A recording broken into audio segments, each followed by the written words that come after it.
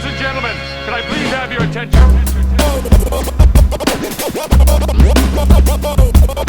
Stop what you're doing and listen. DOD45. You're never going to guess who we're chatting with for this episode 73 of the DOD45 Show. When I say never, I mean never. All in the suspense. Our guests this week are James Warren Jones, a.k.a. the Reverend Jim Jones of the People's Temple, and the controversially titled artist Edward Theodore Gein, a.k.a. the Butcher of Plainfield. Say what? That's going to make for a dumpster fire of an episode, but in actuality, our guests this week are the dubiously mental Mr. Dibbs and his comrade in innovative musical experiences, Brett Fullerton, together known as INIM E.G., a secretive but not so complex moniker for their union. Come to think of it, the revelation of the actual guests has the potential for a dumpster fire as well. You're going to find out. We recorded this discussion the day before Halloween, so in the spirit of the holiday, Dibbs and Fullerton turn up in full garb. On this episode, I draw Mr. Dibbs a long-anticipated concept of his, which none of his other artist homies were willing to touch, the fabulous Sir Elton John Wayne Gacy. When conversing with a mass murderer and a serial killer, it seemed to be the appropriate time to tackle a concept like this. As far as what to expect from this episode, content-wise, it's anybody's guess. What I can tell you is that Sage Francis pops in for his Sage's social media alert to question Dibbs about the infamous moment that Dibbs recorded himself smuggling a razor onto an airplane underneath his tongue. And mysteriously, we have two people claiming to be Mr. Dibbs calling in with a question for the Question from Mr. Dibbs segment.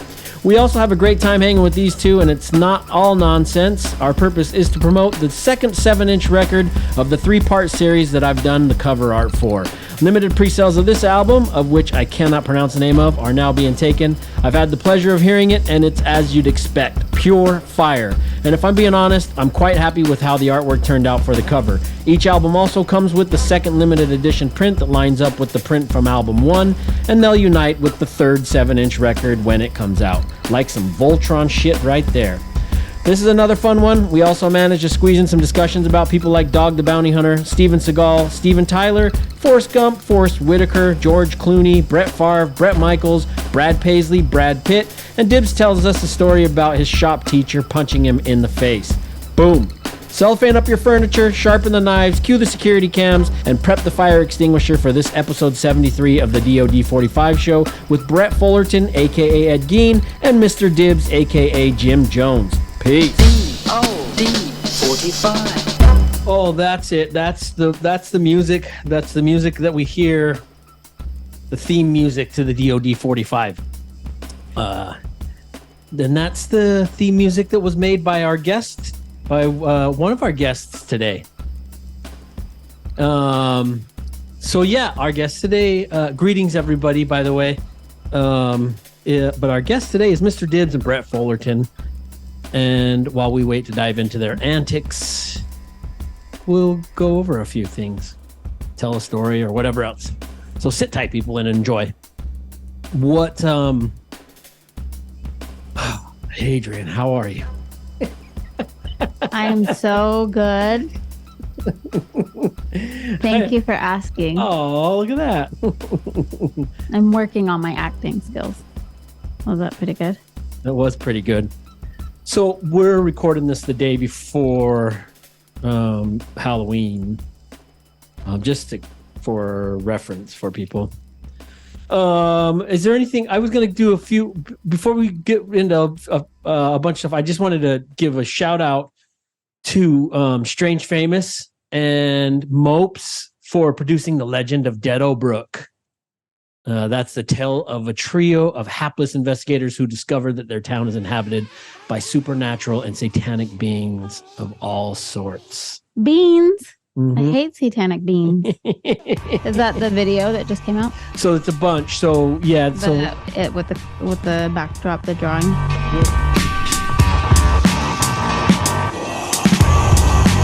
Danny had visions, dead Grady twin, 237.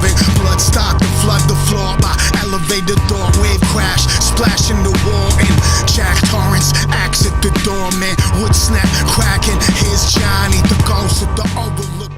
Well, so the concept, yeah. So what it is they Mopes produced these 4 songs and they leaked each song. So through October. Well, October's now over, but through October, all the way up until the October 31st, they released 4 tracks from this project that they call Deadobrook. And they enabled the downloads for 24 hours on Halloween. Yeah, so that you could store, as they say, so you can store these demonic tones in your personal crypt for eternity. Oh. Or at least you can stream them for until the full album comes out, which is next year. So then on November 1st, the songs disappeared as mysteriously as they arrived. But you have to do that on your computer. Yeah, because it's from SoundCloud. I believe that's where you download. But that's passed since this. But I just wanted to point out the tracks. All the 4 songs they leaked are fucking fire. The first one was a track called Birdwatch, and that featured Mopes and Jesse the Tree. Holy shit, you see what I'm seeing? That trash bag's big enough to fit a human being. Yeah, I got a real bad feeling. Stephen King plot thing, chest beating. We're dealing with sadistic individuals, human sacrifice, satanic rituals. Taking pics of everything we find. Acid baths, glamour magazines, bags of lime. And it sets the scene in an appropriately sinister manner for the other 3 songs to be released. The second one that was leaked was called Sneaker Box, and that was Blacklick's song. And oh man, that one's fucking awesome. And as they say, it's a creeping, relentless tale of a subtle, sinister horror that infiltrates everyday life. I collected snake skins, most kids collected rocks. I would take them everywhere, kept them in my sneaker box. We didn't have a car, we took lots of walks. Back then we lived in Florida, it was always hot. Yo, I loved the way it smelled when I opened up that box. One time we caught a ride, the driver caught the rock. I was forced to let him go, but for me it did. Then the third track that was released was called Blood Brothers, and that was by the Cloaks, a supernatural duo from deep beneath Los Angeles made up of AWOL1 and Gal Rock. And they that track, all these 4 tracks are awesome. I don't need to say it every time, but they state that one it's a looming dark shadow sprung to life, a pocket of evil populated with the dead and undead alike, and all manner of nightmarish creatures threatening to manifest at every turn. Well, I was bit in a different way. I could walk by the night or the light of day, and it feels familiar. But I don't have a familiar. I have a brand new thirst for flesh, and a moonlight death, and a moonlight quest. Brand new fangs, and hair on my chest. America was more fat. And then finally, the 4th song that was released was called Rooms at the Overlook, an unholy trinity of SFR ghost hunters, Lee Reed, Old Boy Rhymes, and Sage Francis. They explore a legendary landmark on the map of mysterious locales, the Overlook Hotel, and uncover shocking truths buried beneath the blizzard that might be better left frozen in a forever winter. You set them up, I knock them back. I take care of things like that, the caretaker of artifacts. Some places are like people, some shine, some don't. A simple game of jump rope could turn cutthroat, in which case your screaming face could resemble a bloody lip. It's all voluntary, enter at your own risk, and don't go getting yourself corrected. Does Tony ever tell you to do things? No more questions when the only friend... Good on them. It's a cool concept. And they were all Halloween themed, and yeah, they were all really good songs, and Mopes is on fire right now, as is everyone else with Strange Famous. Yesterday, you and I and the kids, we went to the Skate Laborious Halloweeny fundraiser at Skadium in St. Louis. I know you know that, but I'm just... No, I know that it wasn't yesterday. Oh, shit. That wasn't last night? Oh. Oh, yeah. You're right. Okay. You know. Yeah. Anyway, yeah, so we did that, and we just haven't spoke about it. It was awesome. I really enjoyed it. How about you? Yeah, it was cool. It was a blast from the past. Which part? The costumes, or just kind of standing around in a skate rink where people are skateboarding? Oh, so the skate rinks that I went to, they would sometimes just close them for like a short amount of time for skateboarding. Not like the things that you went to, but it's a nice dingy... Sorry, it is. It's a nice dingy location. I don't think the owners that are very hands off. Oh, sorry. And so that's what I was saying. I cut you off. Sorry, I thought you were saying... No, it's nice and dingy, and that's makes it feel like the past. Like everything's so shiny. Everything that opens up now, it's like super kid friendly, and it's got all of the lights and all the gadgets and everything. And this is very much how it probably was when it opened in the 70s. I don't know. It was really cool, and it, yeah, and that is a breath of fresh air. Like I don't want to go to Airbnb like that. No, sure, but that. No, that's the right environment for that. Yeah, a skateboarding party, the costumes, and that was shit. Funny. People were going crazy. Yeah, it was cool. It was just you don't get. We definitely don't see many places like that where, because there are people just run like that. By the end of the night, there are people riding around on bicycle. It was chaos. Like on a big wheel. There was one kid wearing a helmet, and and they're drinking, they're serving drinks. Like it was a full-on party. But at a place like somewhere else, they would have all those like people were sitting up on the walls. Like all those rules would have ruined something like that, and it was really cool. It was awesome. It reminded me a lot about a place that I was saying that night. But we used to go to these skate jam sessions called I think they were just called Skate Jam. There was like every Wednesday night at a place called Classic Skate in Midvale, Utah. But it was so cool. They just set up ramps out in the middle of the skate rink, and you just skate all night. Well, not all night, but they did there last night. I was pretty much doing the same thing at that skate rink that I did at the skate rink by my dad. Off to the side. Yeah, I would hold on for dear life. But on the carpet, I was okay. So I usually stayed off of the rink because the rinks are really slippery. They're like ice. Yes, they are. No, they're not. There's no form of grip. Not on that rink last night. I owned a pair of skates, and I tried really freaking hard to skate. The rocks were in my way, and then I lived on the biggest hill up there by the U. Yeah. So you just ride a skateboard. So I rode in front of my house a little bit, just like back and forth. But it was really bad. No, I tried skateboard too. That was better, but not great. Well, I was gonna say at those skate jams, they used to bring in pros to come skate. I saw Nadas Kopis and Brian Lottie, and there was a couple others, but I'm struggling to remember. Oh, Tom Knox. Yeah, I saw a lot of cool skaters at that thing, and yeah. So anyway, that it was a fundraiser for Skate Laborious, because I don't know if we've even mentioned on the podcast as we were off, but we had Skate Laborious guys on our episode. It was an old abandoned cathedral that they had turned into a skate park, and was like going to be like a youth center for inner city youth, and they could, there were ramps in there, and it was just great, but it burnt down recently. And so now they're trying to figure out what they can do to bring it back to life.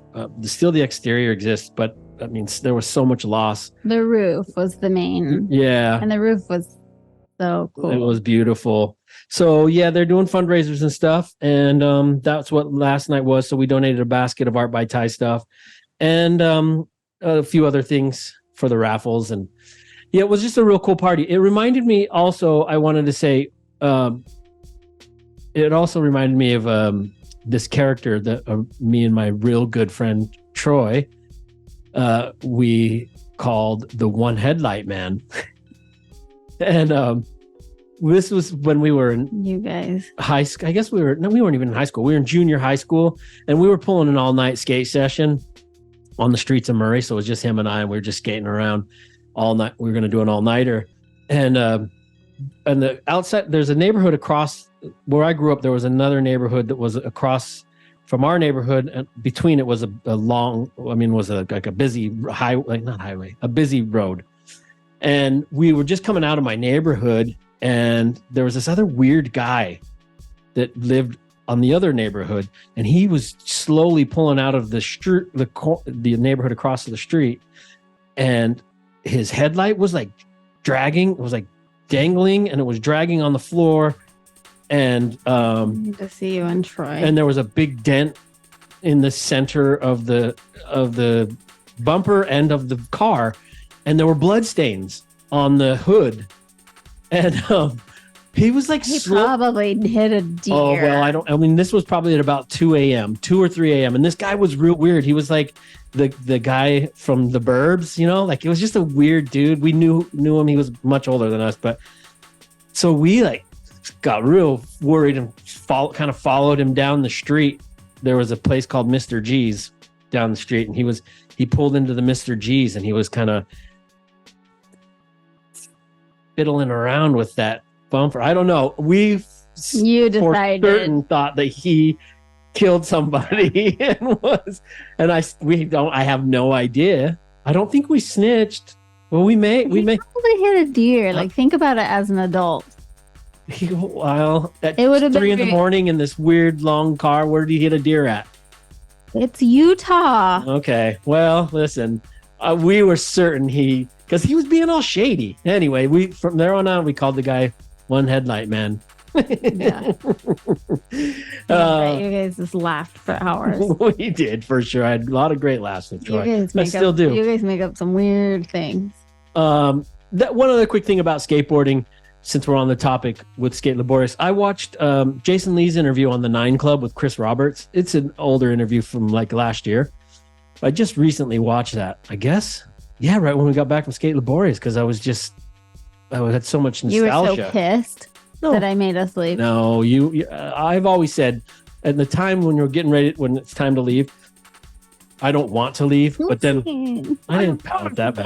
But then when we get home, I'm like, I'm really glad we left because it was time to go. It's a 2-hour drive, and we had to get up and drive to Chicago at 5. Yeah. Anyway, so this interview with Jason Lee, I love Jason Lee. I'm getting bogged down and stuff. So it's a 3.5 hour long interview, and I watched the whole thing. But he said, and I'm paraphrasing what he said, but it was about being a skateboarder, and basically what he's saying, like, no matter what level you skated at, and no matter how long you skated, it's a part of your identity. It's like you're part of this club. And that's sort of the case for me, because I often find myself saying, I skateboarded most of my life. I actually I'm of age now where I've not been a skateboarder than I was. Or what am I? You know what I'm trying to say there. You've been not skating for much longer than you ever. I did skate, yeah. But I'm still in my heart, I still feel like a skateboarder. I don't. And I did. Well, you tried skates. You tried roller skates. No, I skateboarded. I was able to almost ollie. No self-respecting skateboarder would have tried roller skates. I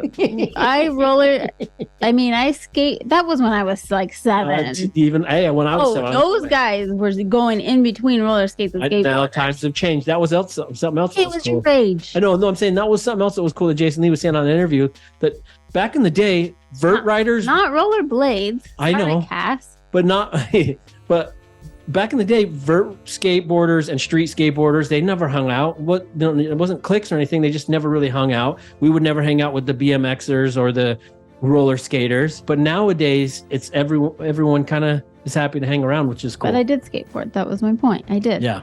I skateboarded all the way to my grandma's house in Midvale from my house. Did you feel like a skateboarder? Were you a skater? I would practice on my Were you a skater? I don't think I Then that's why you don't... What? That's what I'm saying. If you felt like a skater, you were a skater, no matter what. I don't think I was ever good enough. That's what I was getting. My point was, it didn't matter how good you were. Or what, it didn't matter to me. I couldn't ollie, and that really bothered me. I almost could. I ollied over 8 people once. Mm-hmm. Anyway, then I won't go through the old days. Back in my day. Well, it was a great time, and so all right, that was that. Let me do a few things. My movie share is a movie called Killing Gunther. It's from 2017. Is it not Gunter? It's called Killing Gunther, but we can call it Gunter. You knew someone named Gunter. But I was called Gunter. Yeah. Oh, that's what it was. Well, the movie's called Killing Gunther. It's from Killing Gunther. I say Gunther. It probably is Gunter. But it's from 2017, and it's about a group of self-obsessed assassins that team up to kill the greatest hitman ever, Mr. Robert Gunther. so that they can claim the title for themselves. And Gunther is played by Arnold Schwarzenegger. And it's wildly silly and gory and at times a total train wreck, but it's funny and clever. And though it does take the lazy route of mockumentary, I think it works, and I had a really good time watching it. So I've stated before, as I've gotten older, I want simple movies. And this is the equivalent of exploding cars. But then when laughs are added, that works for me these days. So the movie's called Killing Gunther. It's pretty ridiculous, but it's a good watch. So check that one out. My song share for today is No Blood by Moody Black featuring Chesky. The flesh is better than weather, browning and darkening. Human stuffed in a flask of a mask for any offering. Peace, go at the fang and remain blamed in no mastery. Stack your asterisk back of the basement, shotguns of misery. Parents love you but die like other feather bad omens. Fucking anchor to take or to find a confident choking you fly. Kristen's vocals on that are thick and aggressive, and it's a fucking banger, or at least what falls in the category of what I consider a banger to be. And Chesky's vocals are always good, but they're just different in this song, so I really dig that track. I'm going to do a quote, even though Angel doesn't want me to do them anymore. This quote is, "Rivalries either end or begin with friendships." I don't know who to credit for that, but I like it. Why do you like that so much? Because it makes sense. Because it's true.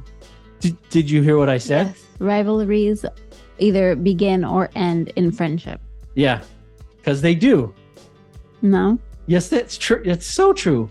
Right? People become rivals. Either they started as friends and then they become rivals, or rivals become they're rivals for so long that they end up becoming friends because their commonality is the rivalry.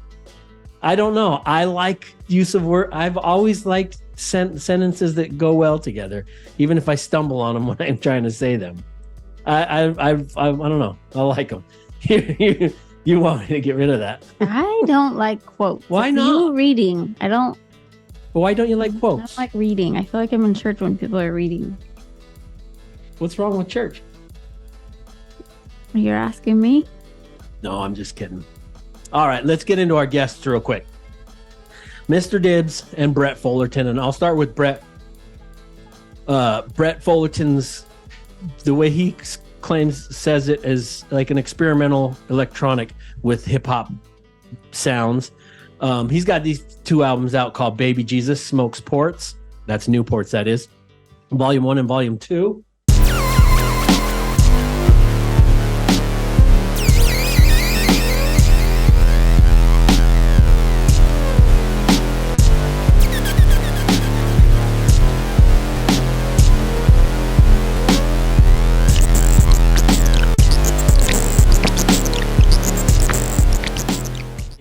'Those are fucking awesome. He's got a 2019 album called, I think it's Ibex.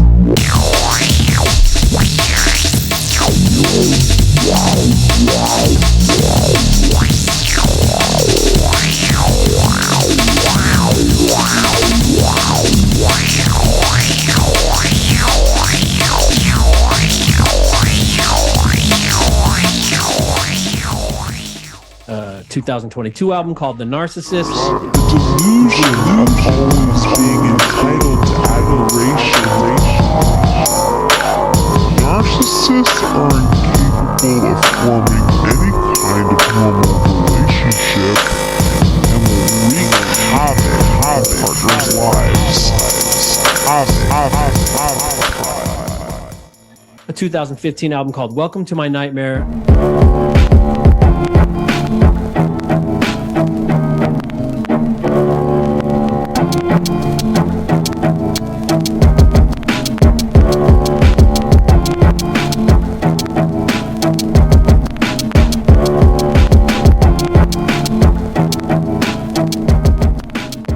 And a 2020 album called See Through the Fake.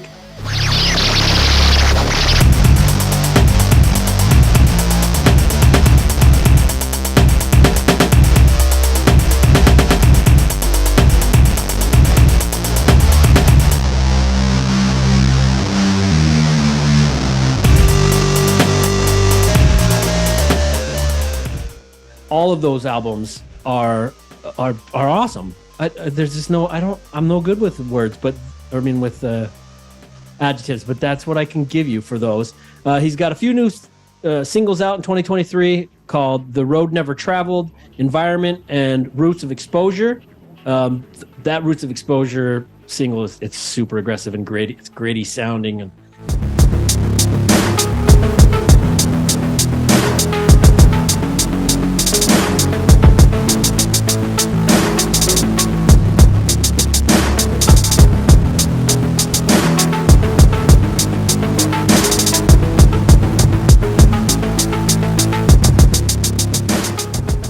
I think a lot of Brett's stuff has got that gritty sound to it.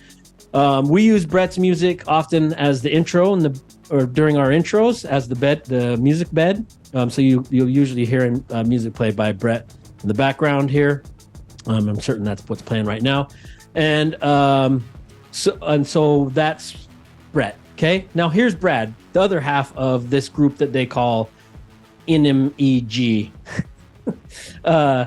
So of course with Mr. Dibbs, that's Brad. Mr. Dibbs, he did the habitat section of the Alien Workshop photosynthesis skate video. He did the music for that. That's what really I think exposed skateboarders and the skate culture to Mr. Dibbs, and not maybe even hip hop. Who knows?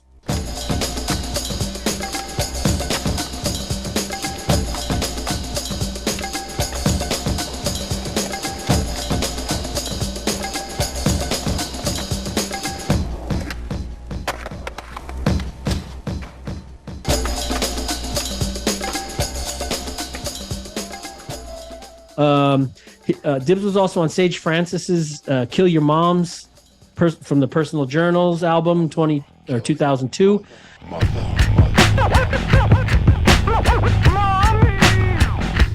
Kill your mother. Kill your mother. Every family has their misunderstanding, and He was on John Brown's Vaporizer from Themselves in 1999. And he gets no water. Is opera pop a coke with twice the substance or conversely quadruple the texture of? Shall I ask who's the, pray tell, who's the?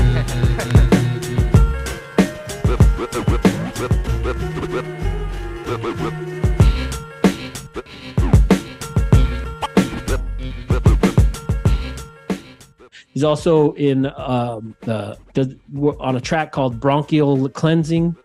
That's with Dose One from Dose One's album Hemispheres. That was in 1998. It smells fresh. It smells fresh. It smells fresh. It smells fresh.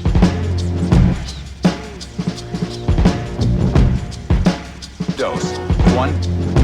Relief that goes right to your head. Dose 1. Today's choice for high fever.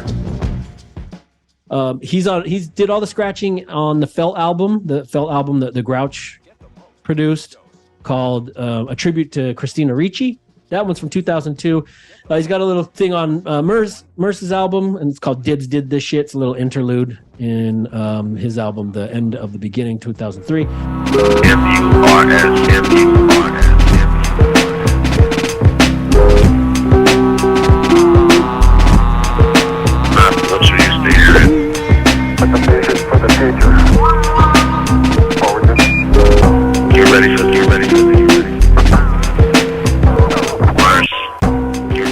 These are just ones. He's got his own albums. He's got shit all over. These are just ones that I forget to remember.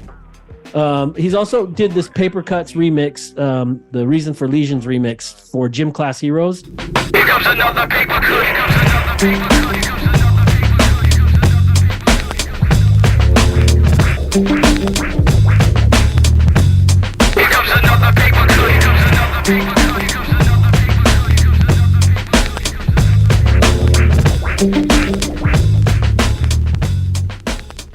That was from 2005. It's a really cool track. And then he's all over LP's I'll Sleep When You're Dead album. He's on the Tasmanian Pain Coaster, Smithereens, Run the Numbers, Habeas Corpus. And I think those are the ones that he's credited as on there. And then I didn't know this, but he's got a song on the song Skin Therapy on Tony Hawk's Underground from 2003 on the video game. That's fucking cool. Now, get ready.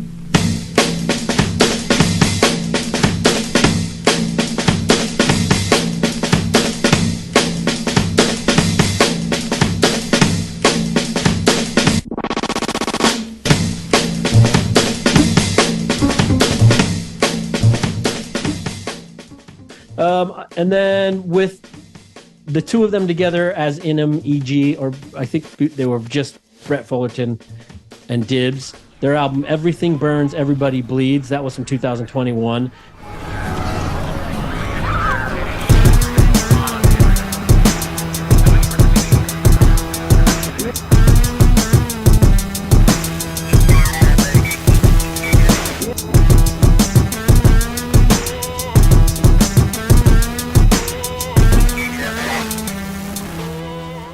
That album is so aggressive. It's so great. And I think that was like one of the first times they came together and made something together.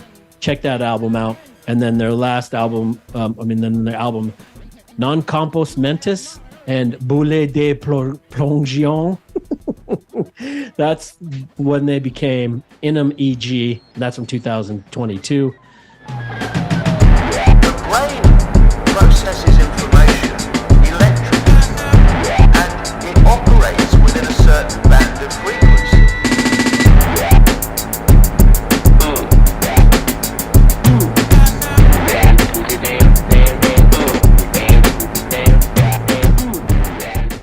That album I did the album cover for, and it's part of a 3-part series. Dibs also has this single out called All That's Left Is the Knife. That's Mr. Dibs, Nate No Face, and Brain Abiding.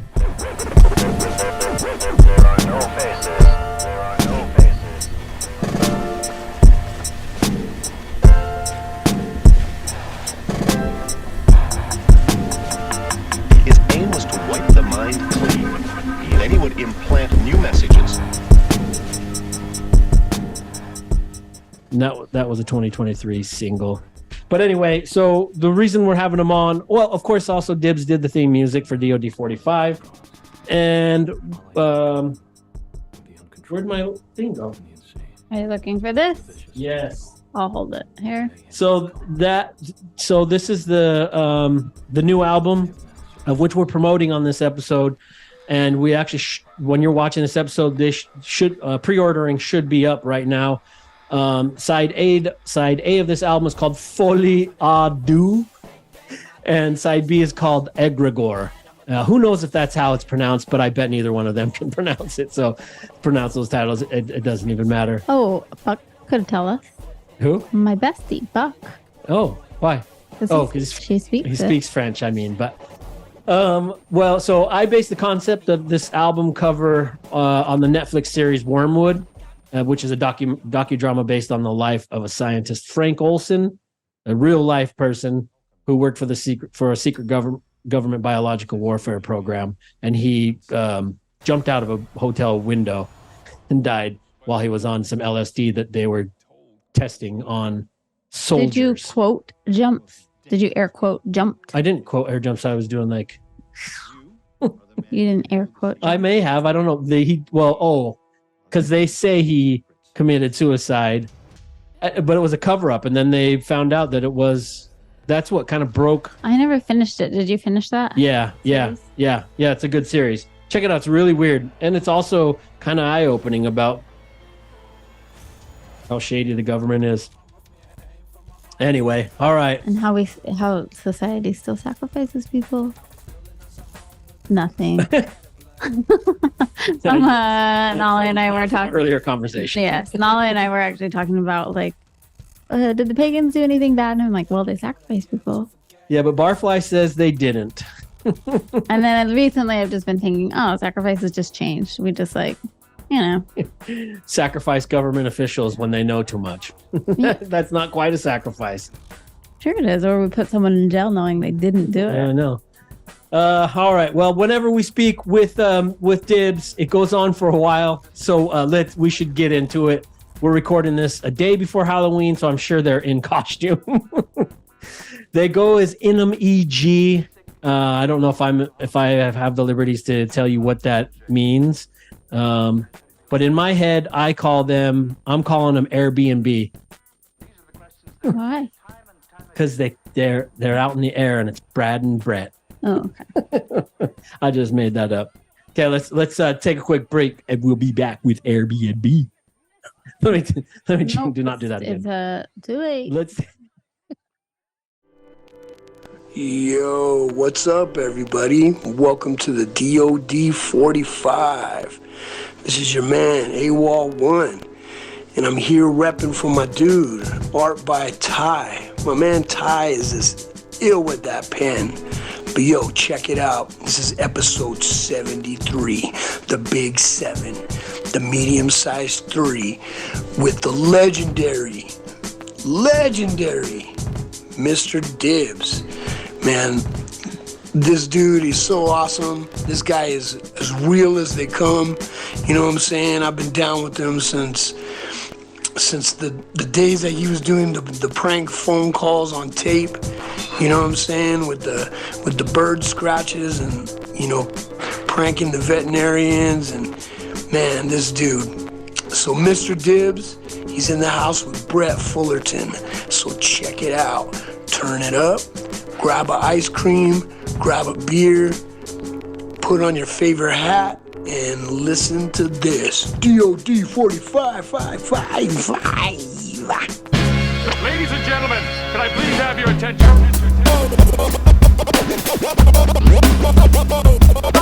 Stop what you're doing and listen. DOD45. This is the DOD45 Show, drawing over discussions 45 minutes with a special guest. Welcome. I'm your host and resident artist, Ty of Art by Ty, and with my co-host, Adrian Taiwali'i, we're having conversations with people who I admire and am inspired by. On this episode, I'll set a 45-minute timer, put my pen to the paper, and we'll learn about our guest through an interview-style discussion. So stay right here with us to experience some laughs and maybe even learn a thing or two.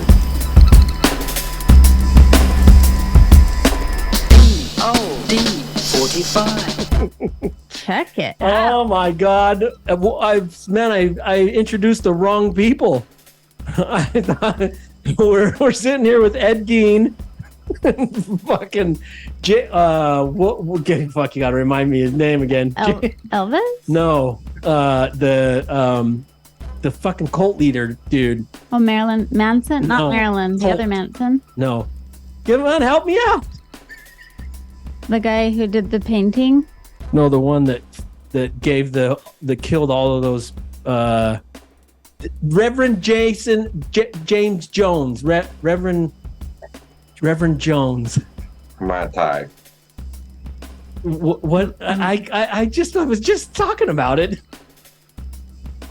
Oh, the guy with the painting that he had. No, that's no. I don't know any killers. He didn't. He fed everyone Kool-Aid, and he poisoned all those some hundreds of peoples.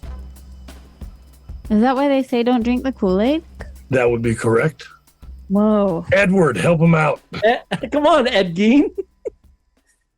It is Jones, though. It's Reverend Jones.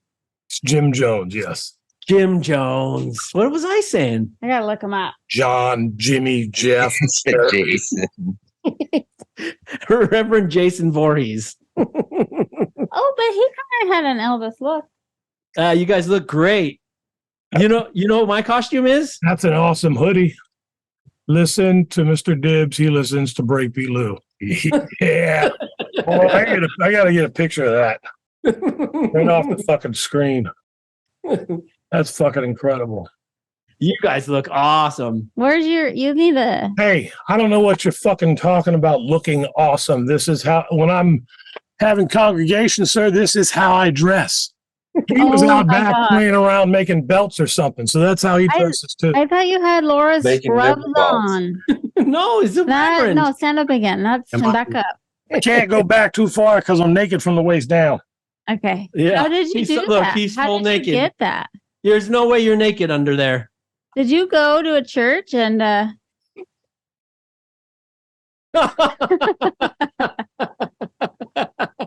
Did you steal that?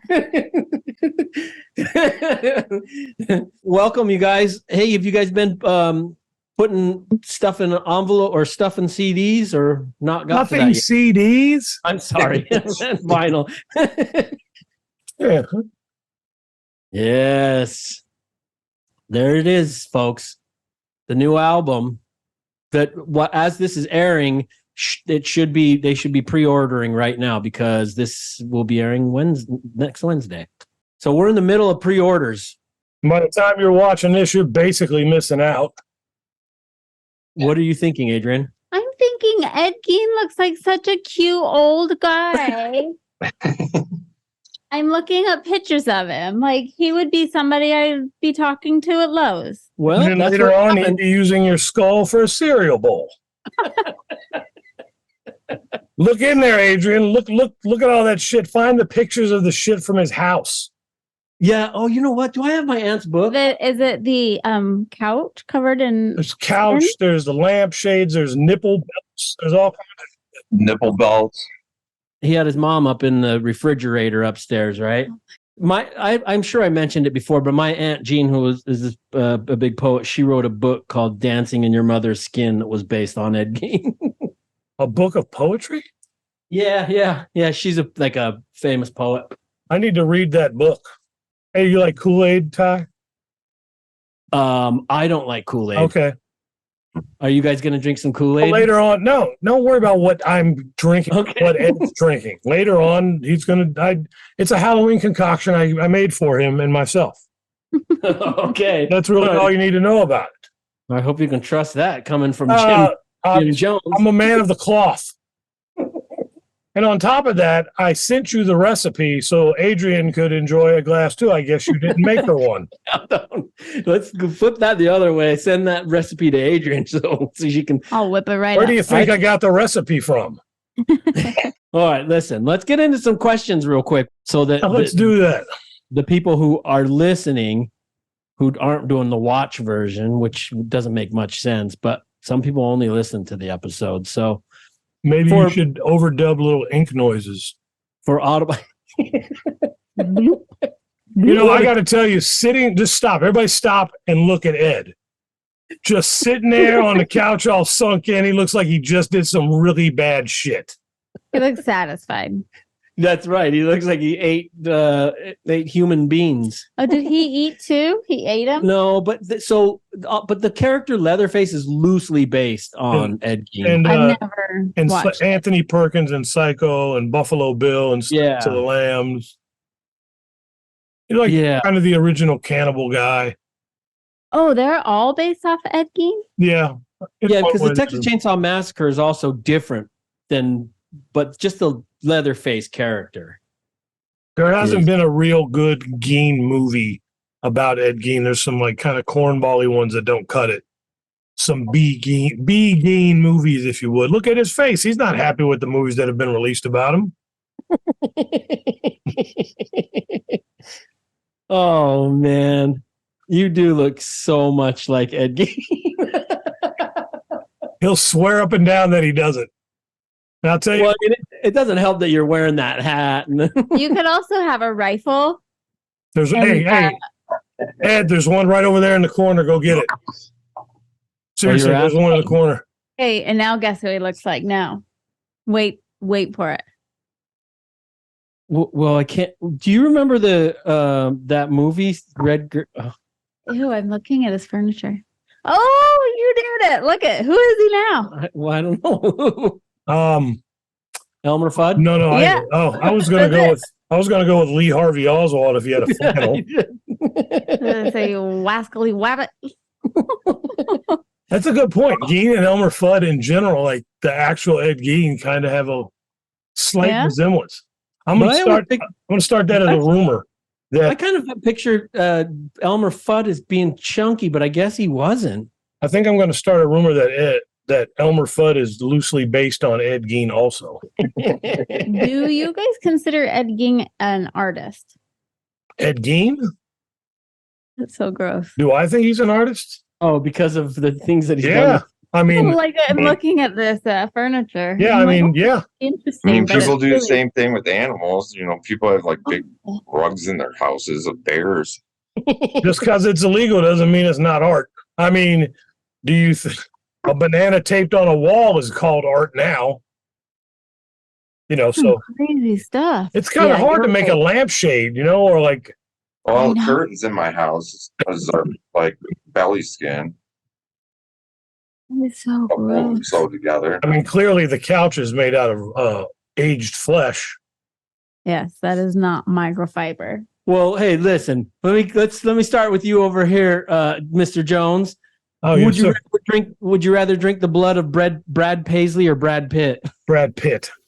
I'd rather do Brad Pitt. Fuck, he could do me. I'll take Fight Club Brad Pitt for penetration, please, Ty. Oh, that makes me grossed out. It's not gross at all, Adrian. It's love. It's Brad Pitt. Oh no, the nipple. I just saw the nipple belt. So some of these that I was seeing that when I was like, "Is this art?" They're like fake things on Etsy. Yes, it's art. Of course, it's art.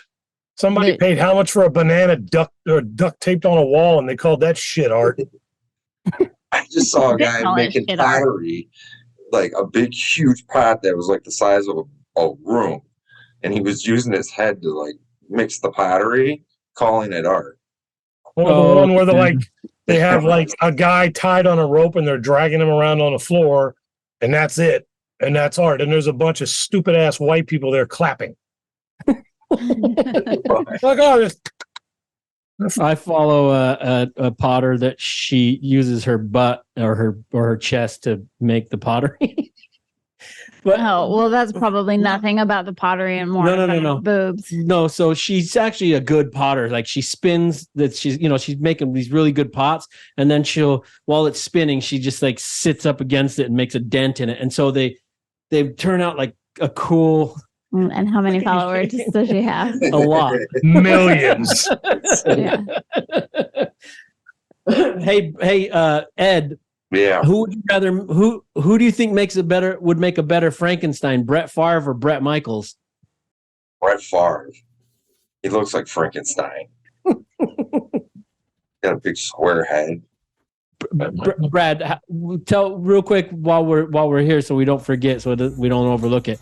How was the Red Rocks experience? Did you enjoy that? I enjoyed it very much. It was awesome. I had a great time. Is that real? Is that real from the heart? Yeah, it was great. I sometimes wonder if you enjoy performing live or if you don't enjoy it. I enjoyed that time. Yeah, it seemed like you did. It was fucking awesome. The show was great. Yeah, it was amazing. I did it with the no shoes thing felt good. Mm-hmm. I wondered if that was an everyday occurrence for you. In the basement, yeah. So that was kind of the last minute thing. Like I was comfortable and I was like, you know what would make me more comfortable? No shoes. Plus the height of the table when you have your shoes off in the basement, that's the height of the turntables. So when I was on stage and I had my shoes on, it's off by just that much, which doesn't seem like would affect it, but just in case, the shoes came off. Yeah. And I saw more pictures of me barefoot and people talking about, he DJ'd barefoot. And I'm like, that's like I DJ'd with no arms. Like you DJ'd with your toes. Yeah. I'm like, hey, what's the name of the new album? What's the album that we're promoting tonight? What is the name? Can either one of you guys pronounce the name? Nope, we cannot pronounce it. It is it's the second 7-inch. The B side. I gave it a try. The B side is called Egregore, though. That one's easier to say, I guess. I didn't even know that.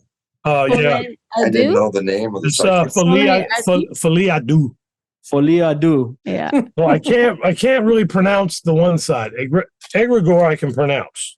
Yeah, folie à deux. That means that's like it's like a disorder. It's a shared delusion between two or more people in a group. Oh, like a not a mass hysteria, but it's usually supposed to be two people. Yeah, but it can be more. So it's a shared delusion between two or more people in like a group relationship. which goes perfectly with what I was talking about in the intro, where the inspiration for the cover came from. So yeah, that's cool. What set would you, either one of you guys, which set would you have rather worked on, the Full House set or the Full Metal Jacket set? Full Metal Jacket.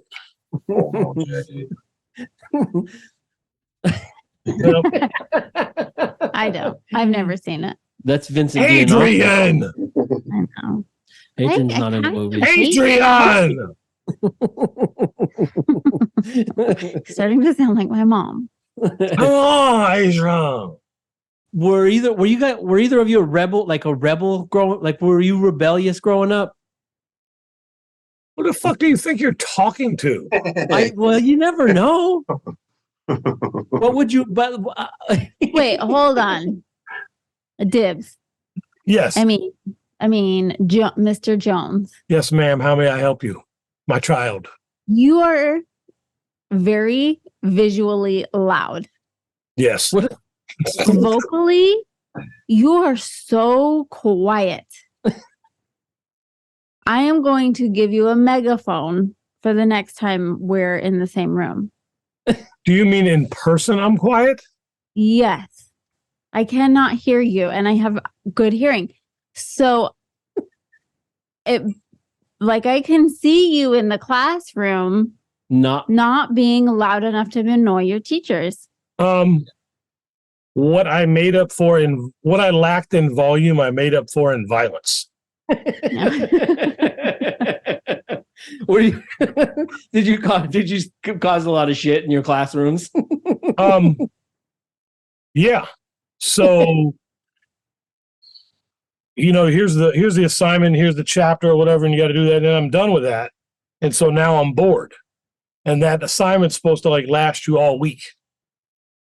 And that shit is just really basic. So get out of my hair.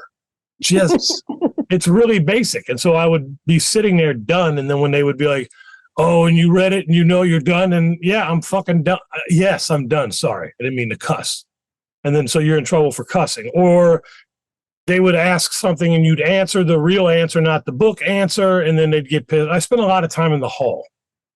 For being too ahead of everybody. Like in U.S. government, they're like, well, what's the most important thing? What's the most detrimental thing to the people of the United States? And I'm like, drugs, crack war. So, the government's selling us drugs. Go sit in the hall. And then in whatever history class, when he was like, I don't even know why they called on me after a week, anybody know what GOP stands for? And I'm like, it's like, what? I'm like, goofy old people, go to the hall. And that's me being clean in class about it, just being, because it's, how hard is it? It's just memorization. You're not learning shit. Math is the only thing that mattered. Oh. And they hated that I really liked math. I'm not supposed to be in there and be good at math. And I wasn't supposed to be in advanced English. But that's where I was at. And I loved math and English and science, but you can't leave me alone in the science lab because he's going to build a bomb, and I had never done any of that shit. Nor did I didn't have any desire to do that. They were putting that in your head, though. They put me in woodworking, which seemed like where the dumb kid would go. And then you find out woodworking is a really cool class where you learn all this cool shit and power tools. And then I got taken out of that class by my mom because she didn't want me to know how to use the power tools. Oh, shit. Why? Oh, because then I would know how to use power tools. That's a good thing. To not use power tools or to use to know how to use them. In her mind, it was going to be a bad thing.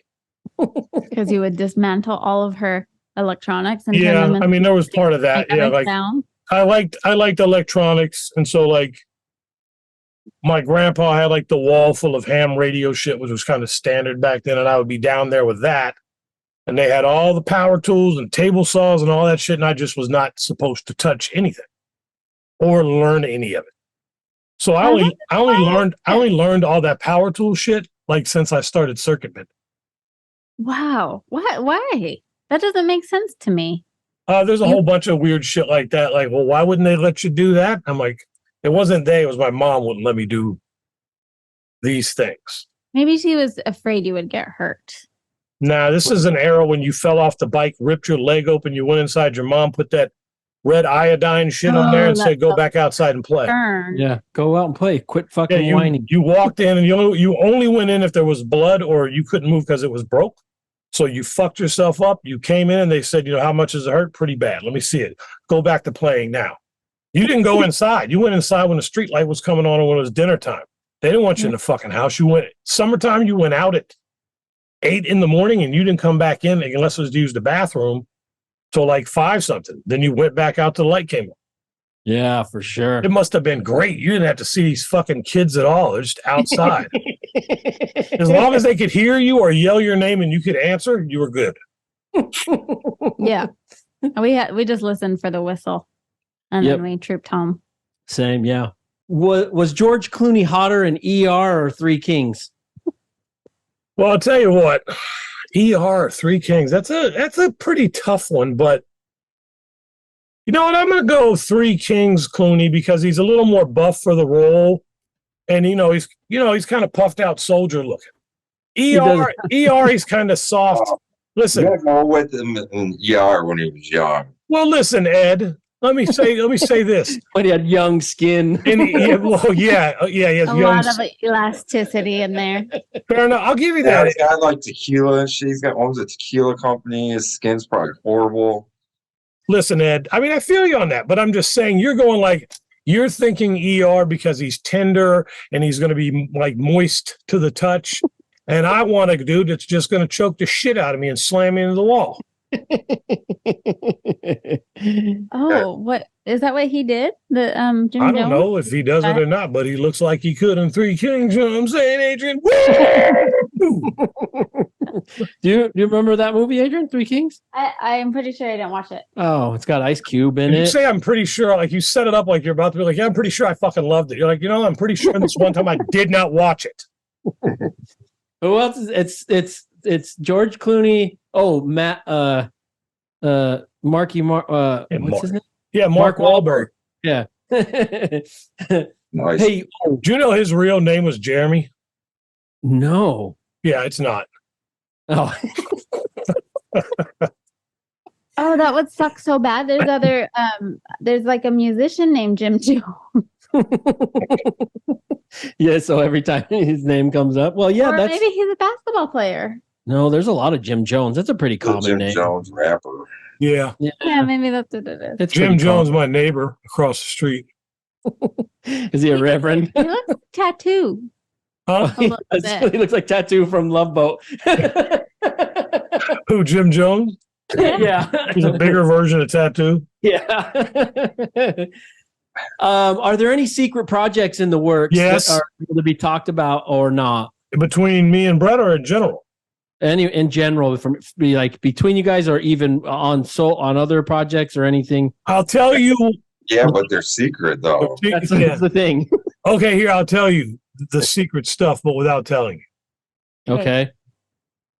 I will decipher the code. So, well, obviously there's another 7-inch to make the 3 parts, right? Right. Yes. And then there's these are all out of order here, other than the 7-inch. I'm just saying things that we've discussed over bowls of cereal and Ed's custom bowls. There's a double 12-inch or a double 10-inch. We haven't decided yet. Gatefold cover thingamabob that we are currently working on, but it'll be a while. In between that and there'll be, well, am I saying something about that now, Ed? You can say whatever you want to say. Tentatively, you know how we're going to put out a 2-hour cassette tape. Whoa, a 2-hour? Yeah, because that's each side.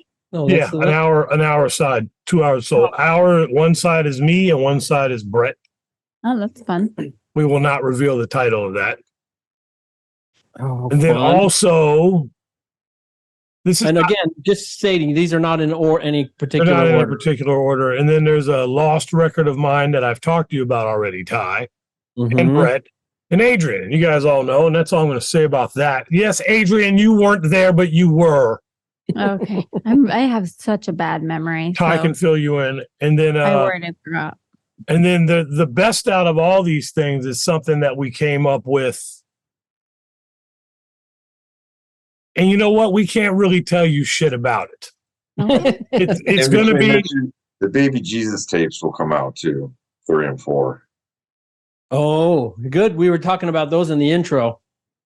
And 1 then, and 2. And then we're doing what do we call it? We can't tell you what we're calling it. Okay. It's going to be like a semi-quarter, like maybe twice a year recurring release that it comes in a book. Oh. Well, I have to tell you off the air, sir. Yeah, that one's just that. And then that's the problem with asking about secret projects. And then you can edit this part out. You going to bleep this? I can, yeah.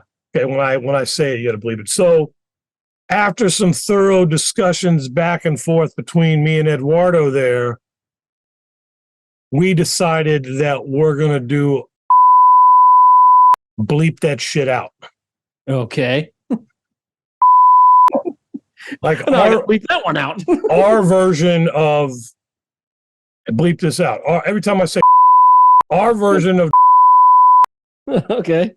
So yeah, you do the math on what you think that would sound like. Give me an example of a song that I would No, know. because then it will give it away. I know. He can bleep it out. Yeah, you have to bleep it out.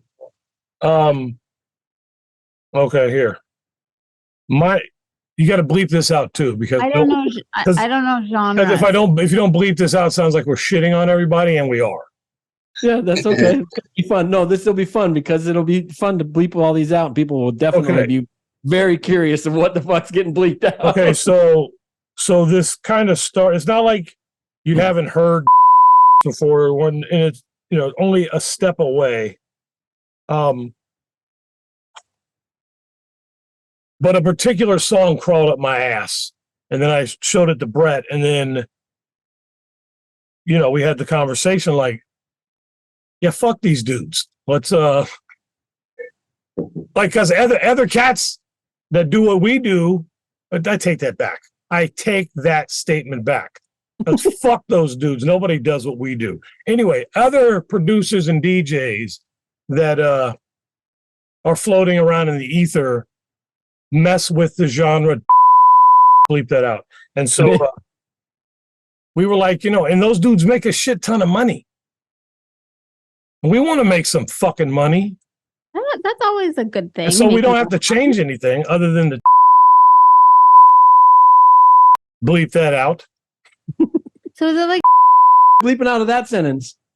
Anything that reveals a fucking thing. Okay. Wait, so is it like? Yeah, write these letters down, Adrian. All right. Decipher the Shut up for a minute, Ed. I'll do Hangman. Ready? Mm-hmm.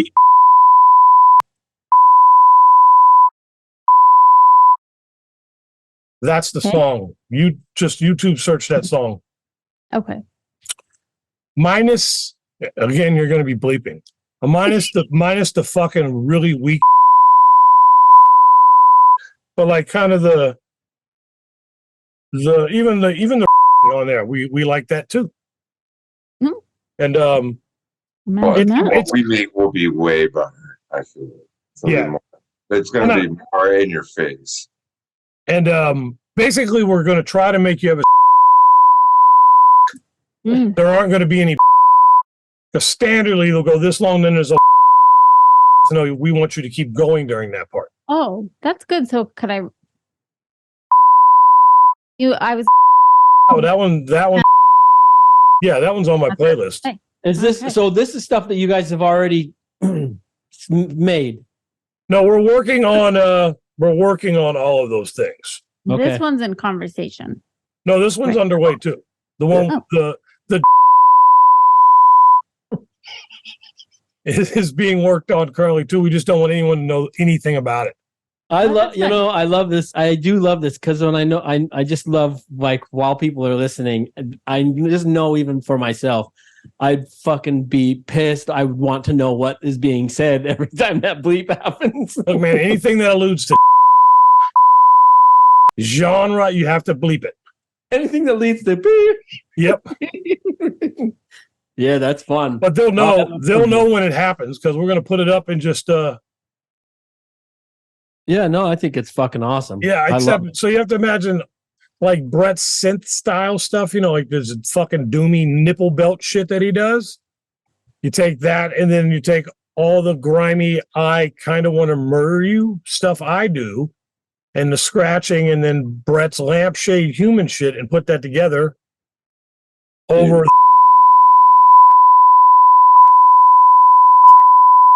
Yeah, that's exciting, and you know people are gonna fucking love it. And you can so when you scratch to that, you're scratching as a regular thing we scratch to. Yeah, but you can beep all that.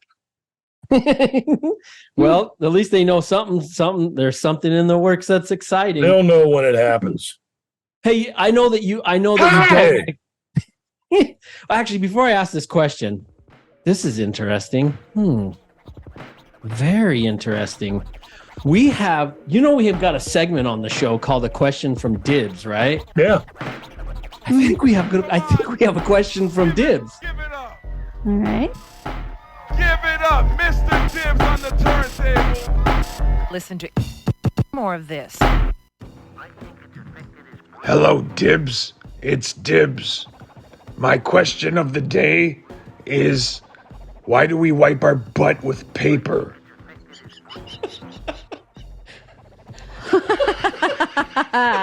That's interesting. Because steel wool shreds your ass flesh too quickly. Oh, so your answer to that question is there's only a paper option or steel wool. I live in Ohio. I like using steel wool on my victims. For my art pieces. That's how you clean the skin. Thanks, Ed. Their butts. Listen, I live in Ohio. You have toilet paper and steel wool. Procter & Gamble's down the street. That's what they make. What do you think? They manufacture boxes of leaves? Let me get back to this because I'm very suspicious that wasn't actually Dibs. Okay. Oh, I'm pretty sure. Pretty sure it's Sage. No, it wasn't. Is it you? No. Maybe this one. Do you want to hear the question again? Do you have any guesses of who it is, Brett? Or no Ed? clue. All right, here you go. Hear it again. All right. Hello, Dibs. It's Dibs. Oh, Sean. My question of the day is, Sean. why do we wipe our butt with paper? I got it. So we know that it's not. So It's Sean. We knew it wasn't. But yeah. So actually, yeah. We realized that wasn't actually Dibs. No, I think here we go. We got a question from Dibs here. Give it up, Mr. Dibbs on the turntable. Listen to more of this. No, Billy. Hey, it's me, Dibs. Simmer down there, pumpkin penis. Anyway, I got a couple questions for you there. Steven, what is your favorite scratch sound? Is it Grandmaster Flaccid's classic Run It? Or MC Rob Stewart's That Scratch is Making Me Itch? Or is it Butt Butter Bugaloo with scratching? They're hard choices. Well, none of those are my favorite scratch sounds. My favorite scratch sound is a very rare one that I have recorded. It's Dose 1 going,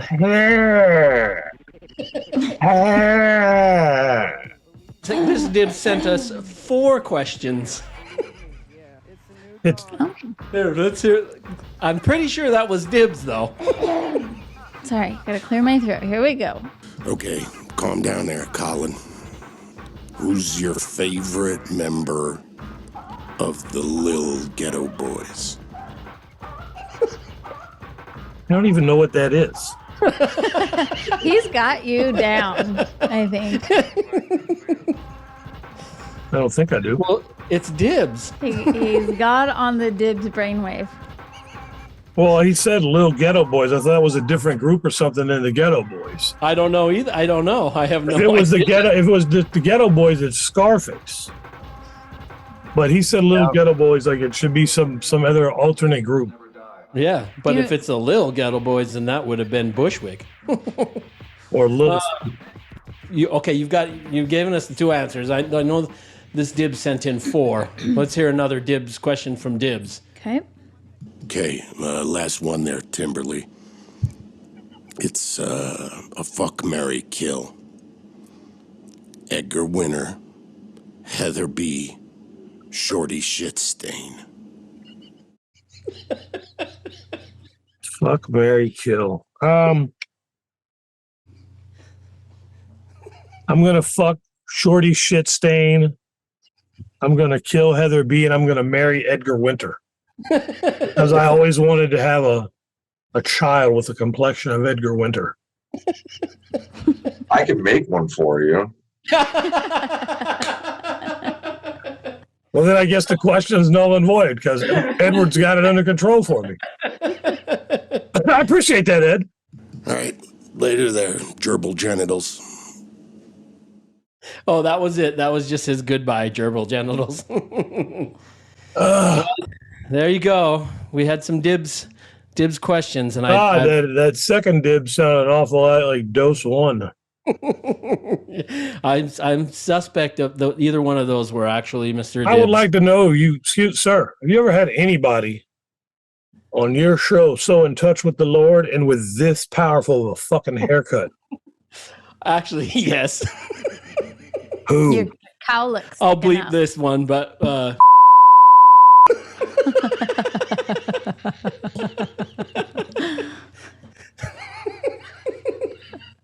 Fix your cowlick. I know. I knew exactly what you were doing. There you go. Oh, I shouldn't shit. I'm not, but I'm just. Hey, okay, I'm going to get this timer back on. I can't tell. Listen. I don't want to talk about those things because they bring up painfuls. That was really fun for me doing that. Those questions from Dibbs. I'll tell you what. Dose knows me way too well. Like he picked up all the shit that I normally did to him. Yeah, no, it was great. It's the second I heard them the second I played them when they came in, I was like, oh my god, this is fucking great. That is good.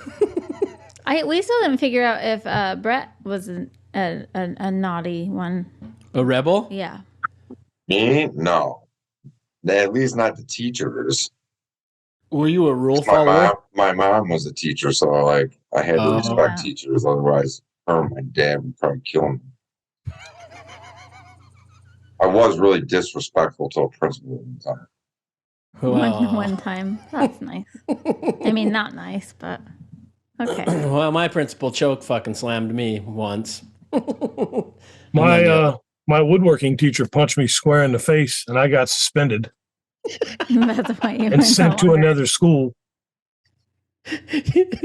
Yeah, and I didn't do anything. I got hit. Yeah, you were the one being punished. I got hit in the face with a snowball by my friend outside of the school, and then I ran in the back of the school with him, and I had a snowball in my jacket. And then he had already ran down the hall, and I put it in the locker while I was taking my shit off, and I was going to take the snowball back outside. And then the woodworking guy, he's like, "Where's that snowball?" And I'm like, "What?" He's like, "The snowball." I'm like, "It's in my locker." And he's like, "You motherfucker!" And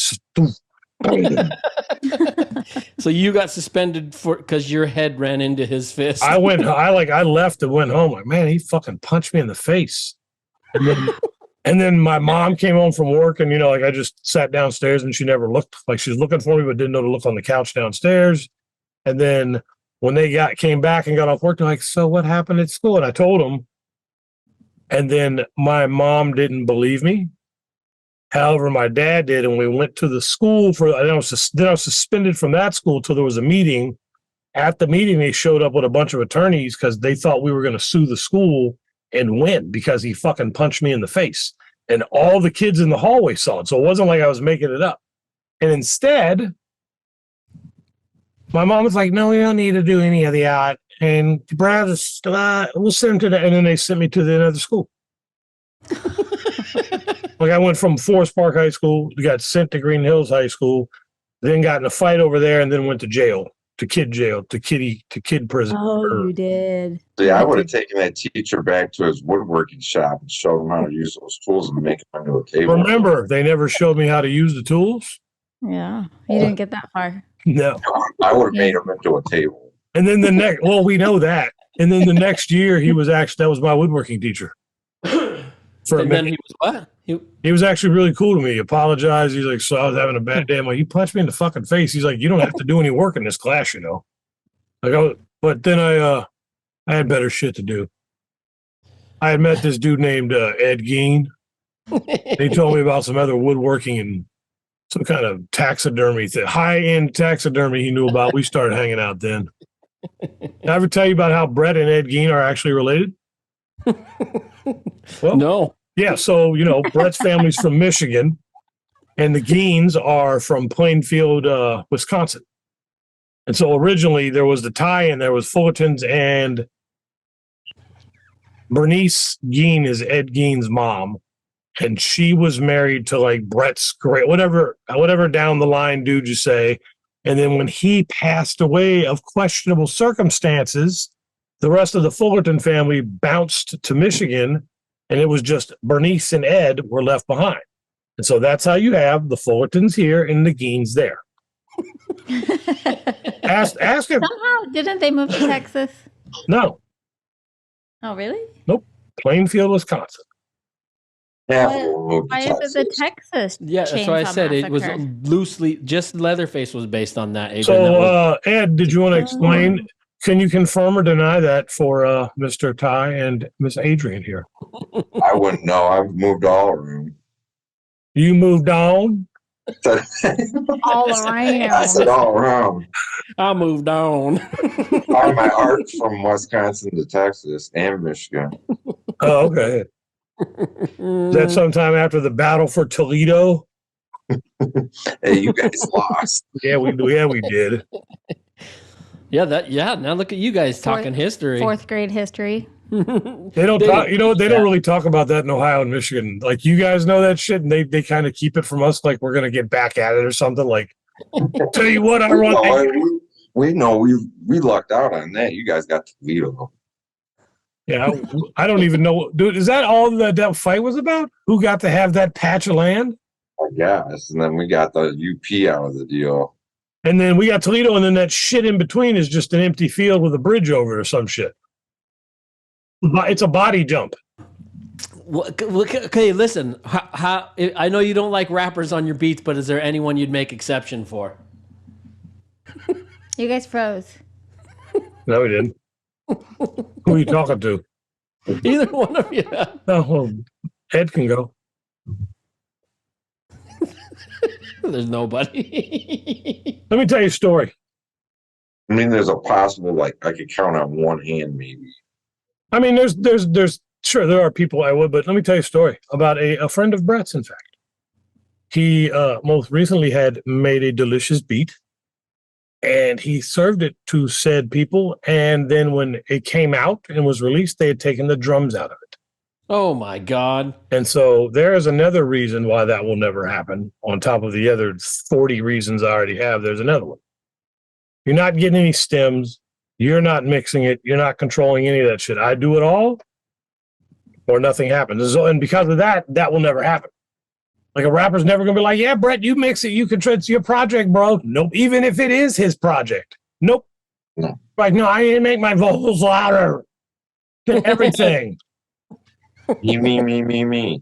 Thank you. Exactly. To quote the Dibs that's in the Jim Jones. I don't know what you're talking about. You see his hair is plush. What qualities does Ed Gein have that you guys admire? I think he's a snappy dresser, and he's a nice looking gentleman. It's got some craftsmanship. See? He's thrifty and crafty. Okay, what about this one? What DJs? So gross. What I can't DJs believe do you I'm have playing high along. respects for, or what DJs do you consider like, oh, that's someone I definitely have mad respect for? New. New? What do you mean by new? Well, not new because no. No, there's tons of new dudes. I'm just not familiar with. yeah. Like I see them on Instagram all the time, and I follow them. There's just tons of new cats that are really good. Yeah, I don't really have the same problem with DJs. Yeah, most DJs, when you talk to a DJ one-on-one or a producer one-on-one, they're going to basically tell you the same thing that I told you. Yeah. They'd rather do their own shit. Right. Yeah. Well, so then this end of the question, who's a DJ out there that's criminally slept on? Like even an old school or someone, who do you feel like? Yeah, you wouldn't know, but none of us would be DJs without DXT. That's the Herbie Hancock Rocket DJ. Yeah. And that was the first time I saw scratching on television. Yeah. So he was already ahead of the game. Like during like the Wild Style soundtrack, you can hear like a big giant synth come in and then drums start, then a break starts playing. That's him with an actual like keyboard on stage. He was just doing a lot of shit no one else did way early. What about this? 1 ton of rocks or 1 ton of dirt? That's a good question. I could really ponder that one. I knew you could, Adrian. I don't know if anyone else could. Throw them at people. Did you say dirt or rocks? Rocks. You need dirt, Ed. Yeah, she said you need dirt, Ed. Yeah. But I don't bury anybody, though. I use everything. Oh. You went dirt, Adrian. You went rocks. Oh, it just depends. Yeah, what property we were working on? Situational. Yeah. But for you, Dibbs, I'm a rock man. Yeah. I am surgical. If you are 50 yards down the street and we are 11 years old and you're on a bike, I will throw a rock and knock you off with a headshot 99 out of 100 times. My first encounter with the police was for knocking Terry Brett's big doofy ass off his big metro ass bike at the other end of my street I grew up on as a kid. And he came down and bullied me, slammed me around. I had this rock. You ain't gonna throw it at me. I let him get way down the other end. Watch it go through. This is the second story we've heard. I think one of them was a snowball. Yeah, I'm surgical with that shit. Yeah. Bobby Lake, I hit Bobby Lake in the nose with an egg and bloodied his nose, and then that dude fucking stalked me until he went to prison. Poor Bobby. I threw something. I don't know what it was. At some point, like maybe I was 20. I threw something in front of my dad, Yeah. And he goes, "Oh, I guess I should have taught you how to throw." Well, that hurt. That stung a little bit, didn't it? I remembered with my bad memory. But I was thinking you need rocks because you mentioned to me some time ago that you were thinking about putting in some bushes, but if you had a bunch of rock, you could, and you've got your tools now, you could mason up a rock wall. Yeah, Adrian was definitely thinking landscaping purposes. Well, I could use them both for landscaping. Dirt? Do you need dirt, though? Well, you might need some. I do. Soil. You have dogs. They don't do anything in the dirt. If anything, Vandal eats the fucking dirt. He's laying in there, right there with Ed somewhere. Where is he? He's over on the floor. See? He's a rug. He's in there. He's now a rug. What? Who better represents how you're going to be as an old man, Mr. Magoo or Mr. Wilson? Mr. Wilson, for both of you. Clint Eastwood in Gran Torino. Oh my God! Yeah. Minus the racism part, but that minus the racism, that's about right. There's no way he was beating the shit out of those kids. He could barely even fucking move. Get out of my lawn. You just need a rock. I pulled up here yelling at all the neighborhood kids when I pulled up today. Dibs was. Yeah. The old man. No, that fucks up my. I can't circle. Well, I guess I could just throw. Brett almost got in a fight in the parking lot and got a case of beer as a tip from somebody. Oh, for saving some kid's life yesterday on the way down here. What? What? That's it. I'm not telling the story. It's for Brett. Brett saved a young gentleman who was getting attacked by a larger gentleman, and the younger gentleman tipped him a case of beer. I never know what's real and what's not. Brett looks just as surprised as you. So. Do you not know what I'm talking about, Ed? I know what you're talking about. See, there it is. Stop talking. What was it with me, though? It sure wasn't with me. Well, then who was it with, smart ass? I don't know. I'm looking at him. Oh, you did that? No. Okay, Brad, would you rather be the spokesperson for Nestle Crunch Dibs or Dibs Beauty Supply? Hey, what kind of supplies does Dibbs Beauty Supply make? They do makeup, mostly makeup stuff. I'll do the ice cream. Have you ever had that? Have you ever had it? I've seen it. I hear it's disgusting. It's only got it's only got one B. What are you guys just talking about? Dibs Nestle Crunch. You know why you've never heard of it, Adrian? Because it looks like a box of poop and it tastes like shit. It does look like shit. They look like little turds. As Adrian has some fucking class, she wouldn't eat that shit, just like I won't eat that shit. You and Ed can eat that shit. Okay, this one's for you, Brett. Or it's actually for anyone, but which Forrest would you rather wake up in a bathtub with? Forrest Gump or Forrest Whitaker? Forrest Gump. Shit. Forrest Whitaker in Rock the Cradle. Oh, yeah. I still think his best is the Samurai one. You like the Samurai one? I like Go Samurai. I like Jim Jarmusch films. I liked him in The Color of Money. Wasn't he also in Mice of Men? Of Mice and Men. Mice and Men. Maybe. I can't remember. It's a long time. I don't know if I've seen Mice and Men. And he had the little mouse. No, that's not even that movie. That's the Green Mile. John Malkovich and the other dude from it was Lieutenant Dan. John Malkovich. What are you talking about? No. It's she said of Mice and Men. I know. Oh, yeah. That's of Mice and Men is John Malkovich. But she's talking about the Green Mile. And she's talking about Green Mile. And that's Michael Clark Duncan is the guy. John Coffey. Wonky eye, right? No, well, John Coffey. Forrest Whitaker has a wonky eye. Just like the drink, except spelled different. But he wasn't the one with the mouth? No. Nope. Wait, what's his Whitaker name? Duncan Pender Hughes. Forrest Whitaker. Duncan Pender Hughes. Wait, which of these two would you rather want a fist fight in a dark alley? Steven Seagal or Steven Tyler? Steven Seagal any day of the week. I'll beat his fucking pudgy ass around the block and then man rape him. 100% with this. Look, this is me and Brett. This is about how much contact happens with a Steven Seagal fight. It's like a dude stretching out fucking flab chicken wings. But he's a Dalai Lama. Yeah, he's a Dalai Lama, a sheriff, and a fucking, well, what's the word I'm looking for here? Fake kung fu enthusiast.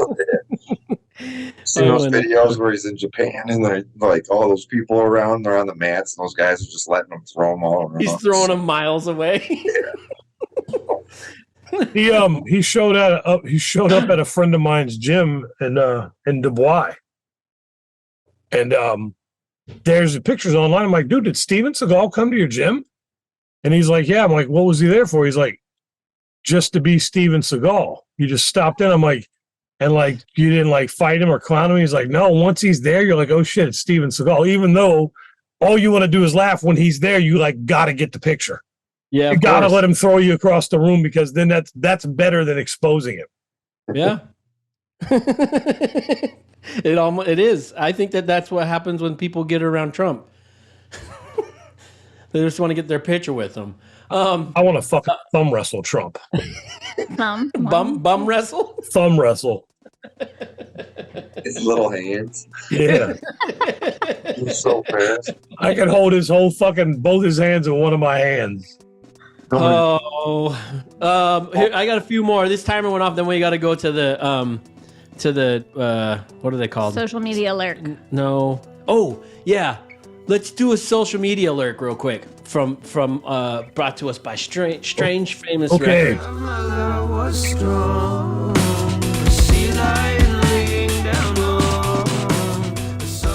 Mr. Dibbs. So formal. What up, Brad? What up, DOD45? Dibbs, a while back you posted on Instagram that after several attempts of doing a goofy driver license photos and getting rejected because you can't make a goofy face, you finally got it done. I'd like to congratulate you on that. I also was able to pull it off with a wig on and a goofy face, and it's my favorite photo of all time, and now they own it because I had to turn it back in for another one when I got old. So anyway, yeah.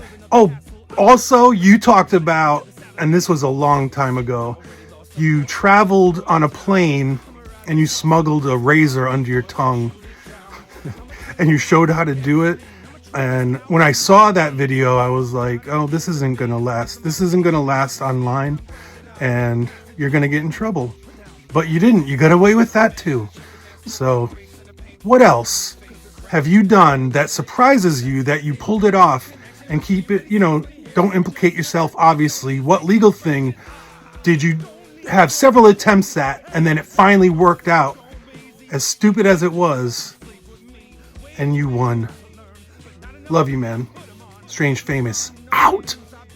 Well, Was that real? You snuck a razor under your tongue onto the plane? That video used to be on YouTube. You gotta take it down.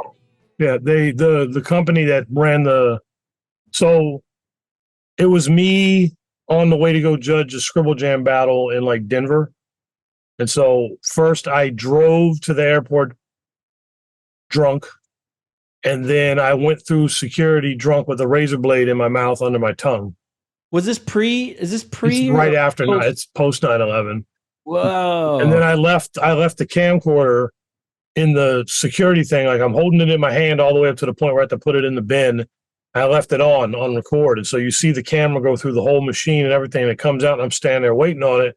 And I held it up and turned away and flipped the razor over my tongue and put it back under my tongue and then went about my business.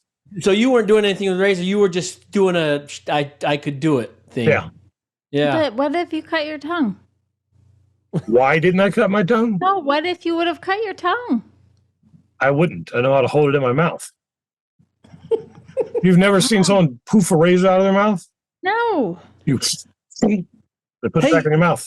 When we were just at the, I'm going to get sidetracked real quick, but when we were just at the Renaissance Festival in St. Louis, a dude ate a razor blade. How do you do that? He's not eating shit.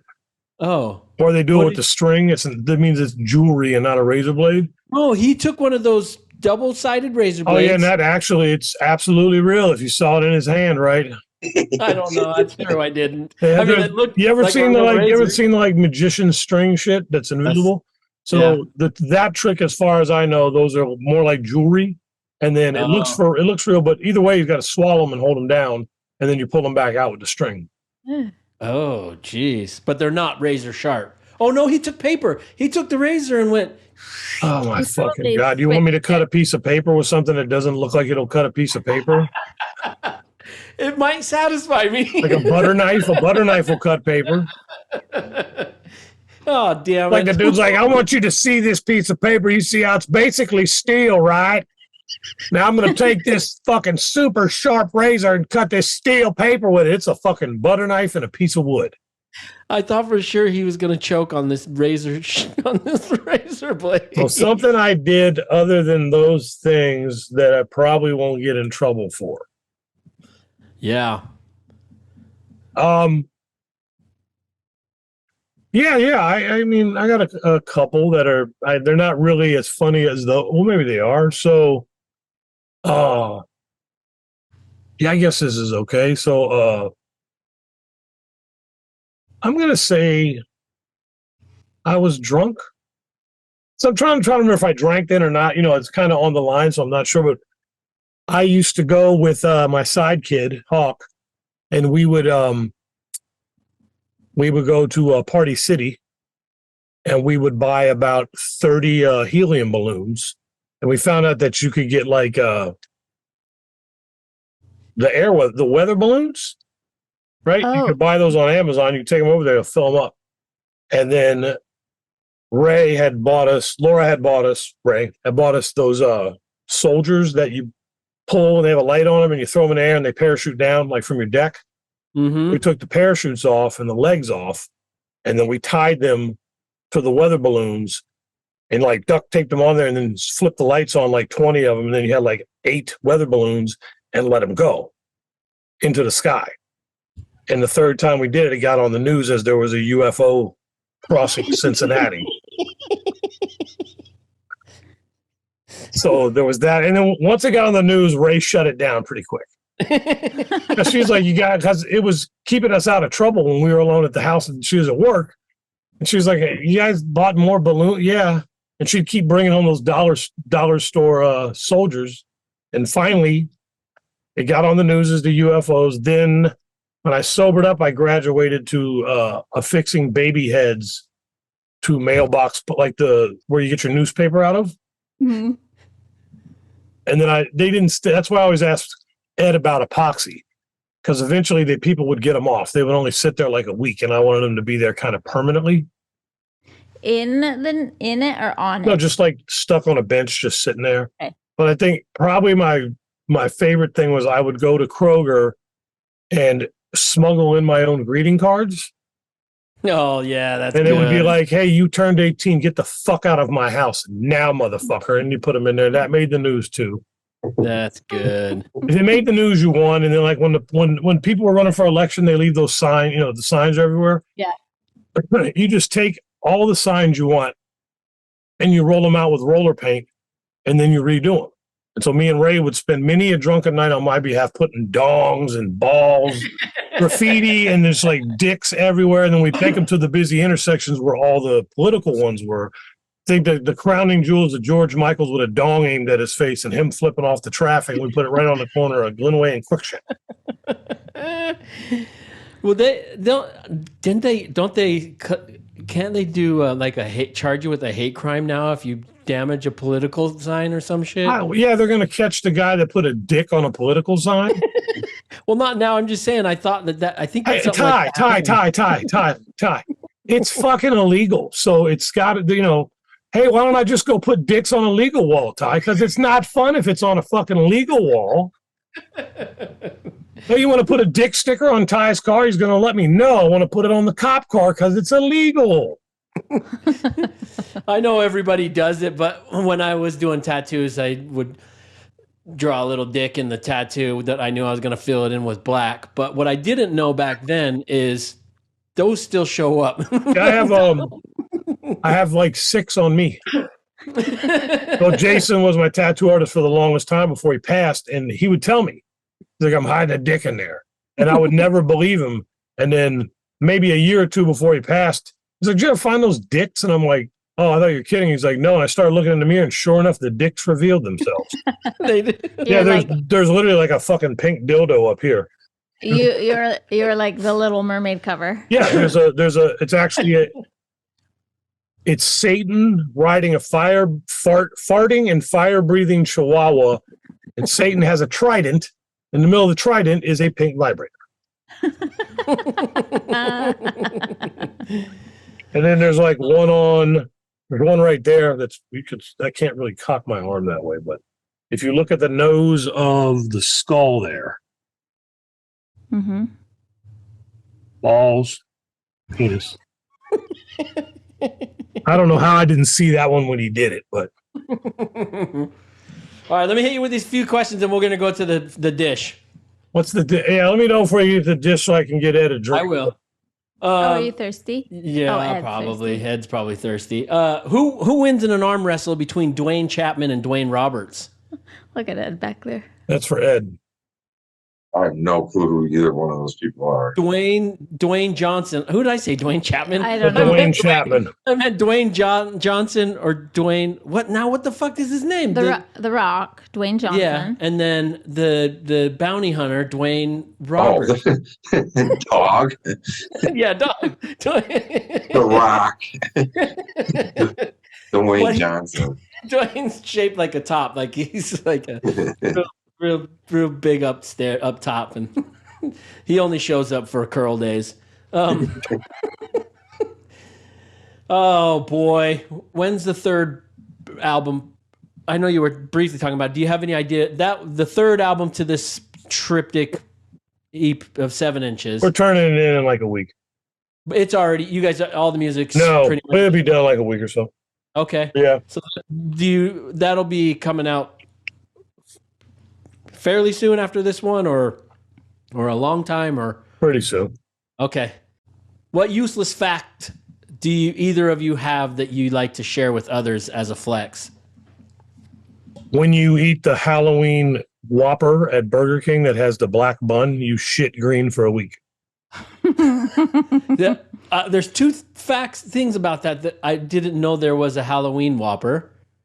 What is it? It's a Whopper with a black bun. The bun's black? Yeah. Oh shit! And you said you shit green for a week. Yeah, it's like horrible. What is it? What is it? The bun made? Do they dye it black, or is it like it's food coloring? It's like it's kind of like if you eat a whole bunch of garlic butter from Papa John's or somewhere. It's green poop city, just fucking nice tint. I did not know that. Yeah, I did not know that.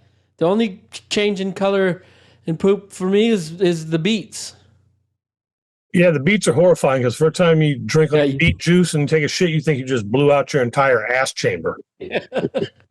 Every time when I go, fuck, am I dying? Yep, I'm dying. That's beets. What about you? Had any useless facts that you flex? Me? Brett? Yeah. No, not really. Brad, I can see Brad being good for that, but You have to have some outdoor furniture facts. Got a furniture fact in the wind. What kind of flesh makes the best kite? like 16.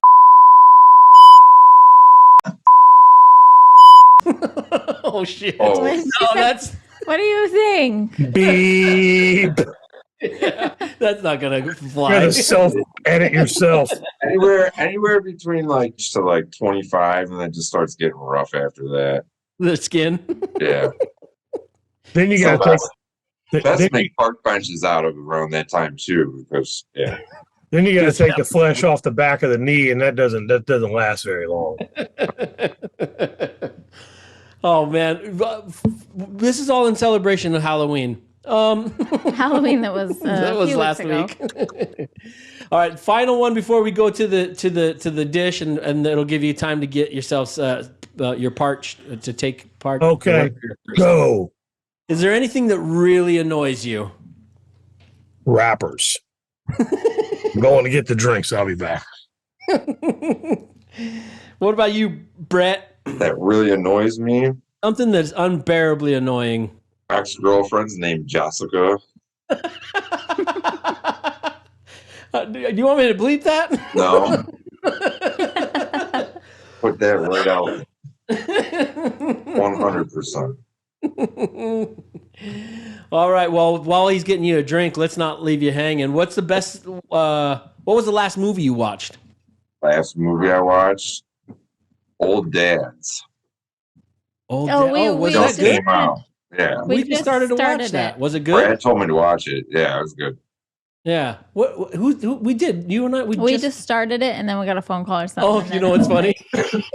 We just started watching it, and I got a phone call from Brad, and then those phone calls last for 3 hours. So I was like, I'm going to bed. Good for that. What you got? Red Kool-Aid. Oh, that's right. Same thing Ed's got. All right, let's go into the dish. Oh, what about this one though? Because haven't been able to use it.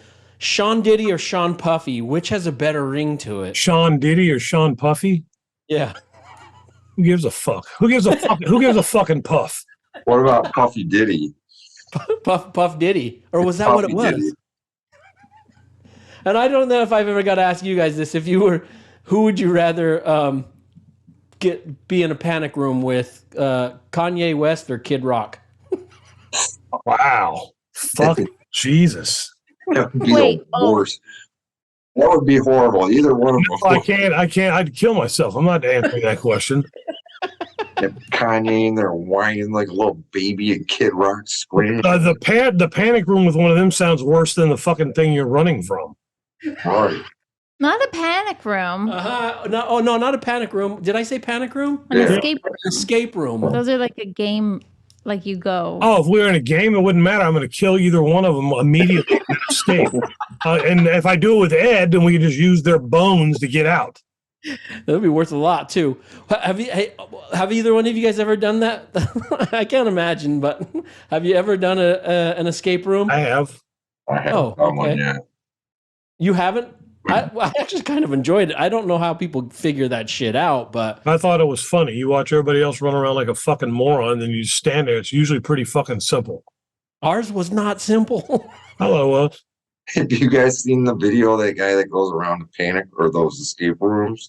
And he'll just take a chain and lock the front doors of the actual store place.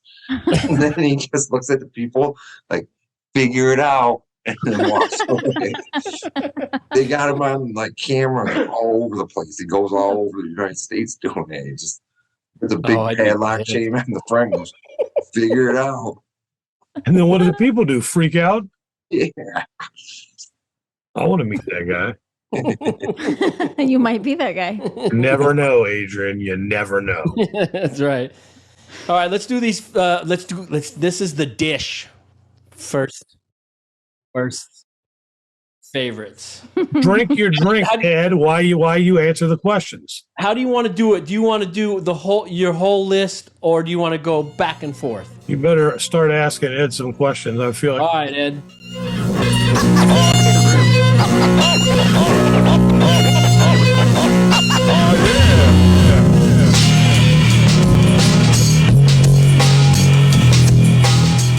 First time you saw someone die?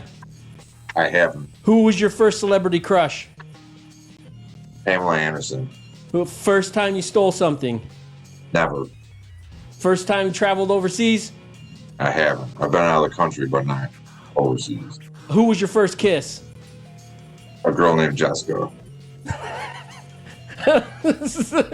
What was your first paying job?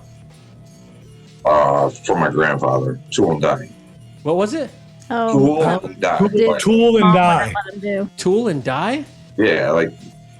It's a Midwest thing. Yeah, it's a Midwest thing. Okay. Is that like spinning yarn? No. Like making parts. I wish it was like spinning yarn. It sounds so much better when it's spinning yarn, seriously. First time you broke a bone? Take another drink, Ed. 8 years ago. I broke my ankle playing softball. First time you got grounded? Oh, shit. I think maybe I remember biting my dad one time and then backing. And then, I was grounded for a while. There you go.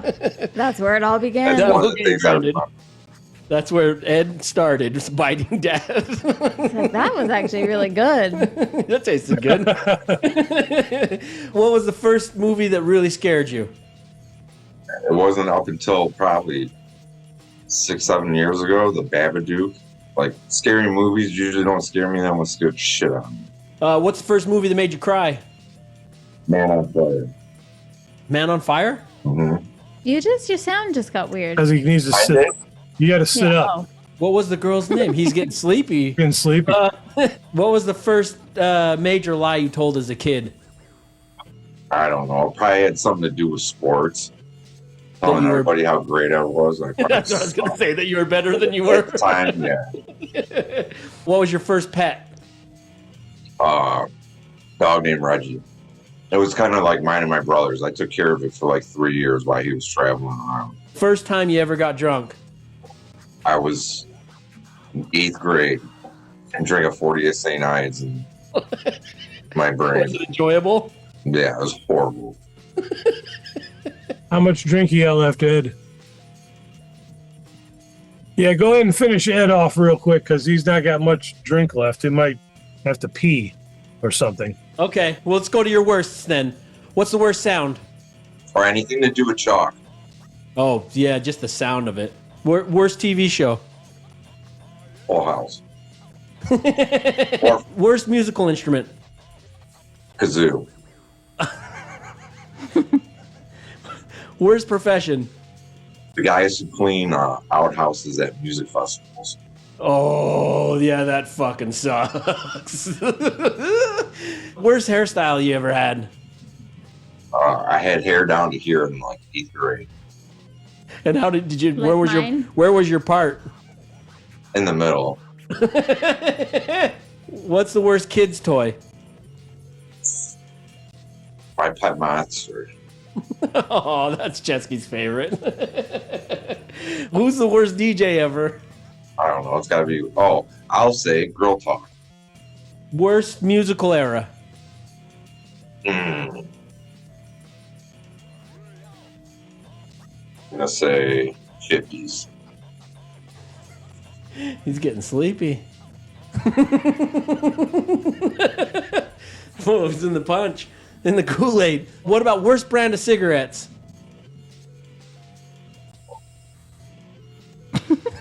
Virginia Slims. What did you put in there? Jim Jones Kool-Aid. What about the worst beer brand? Did you put like a Black Label. Xanax or something in there?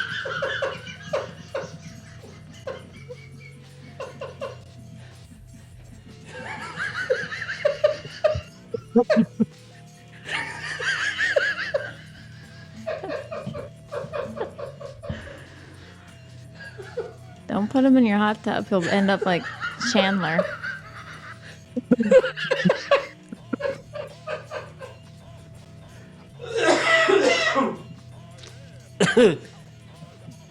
Am I even able to get into the favorites? You gotta get Dibs favorites.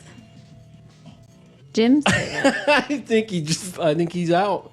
Yeah, he's taking a nap. All right, well we'll go to you, Dibs.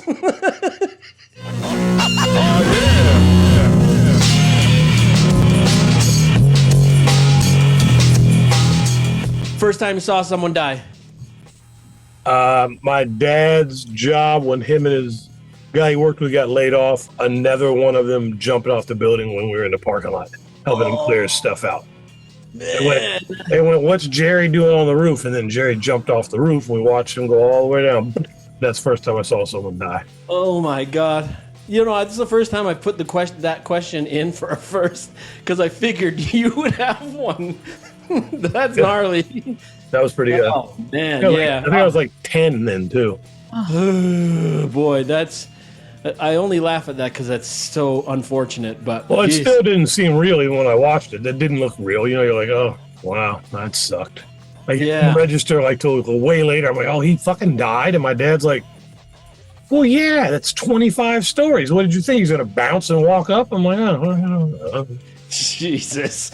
That's pretty heavy for 10. Who was your first celebrity crush? Phoebe Cates, Fast Times at Ridgemont High. When was the first time you stole something?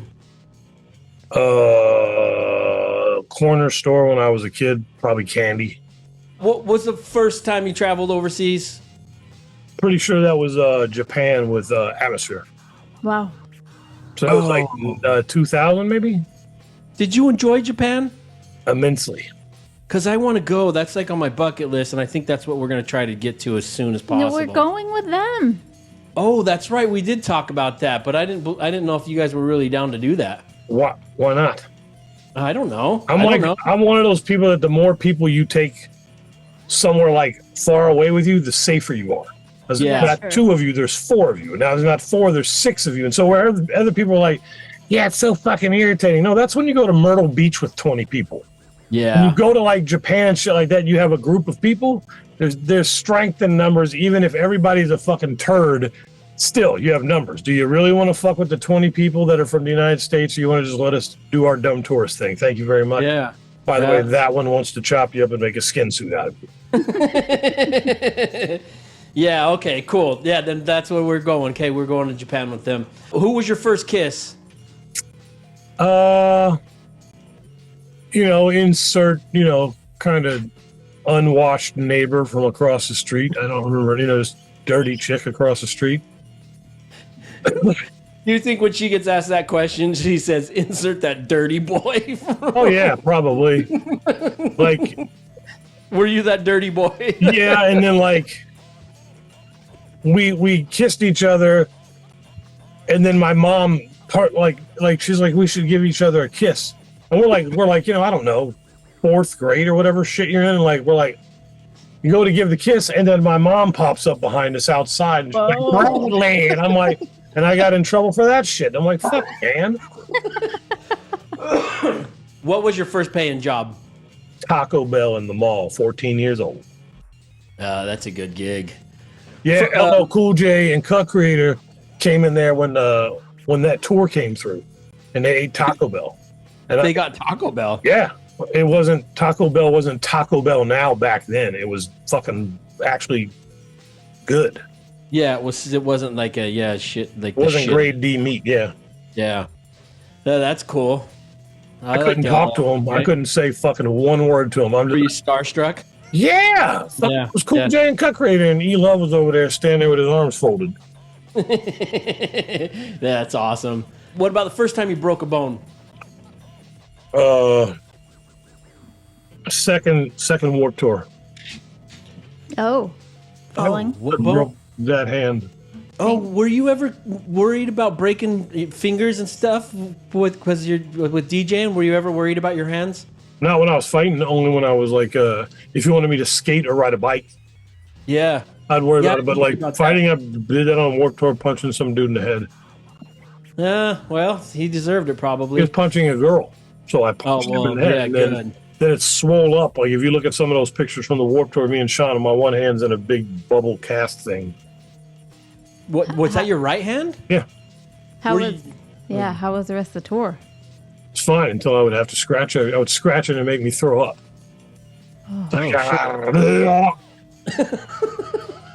First time you got grounded? Oh, I was probably 2 hours old.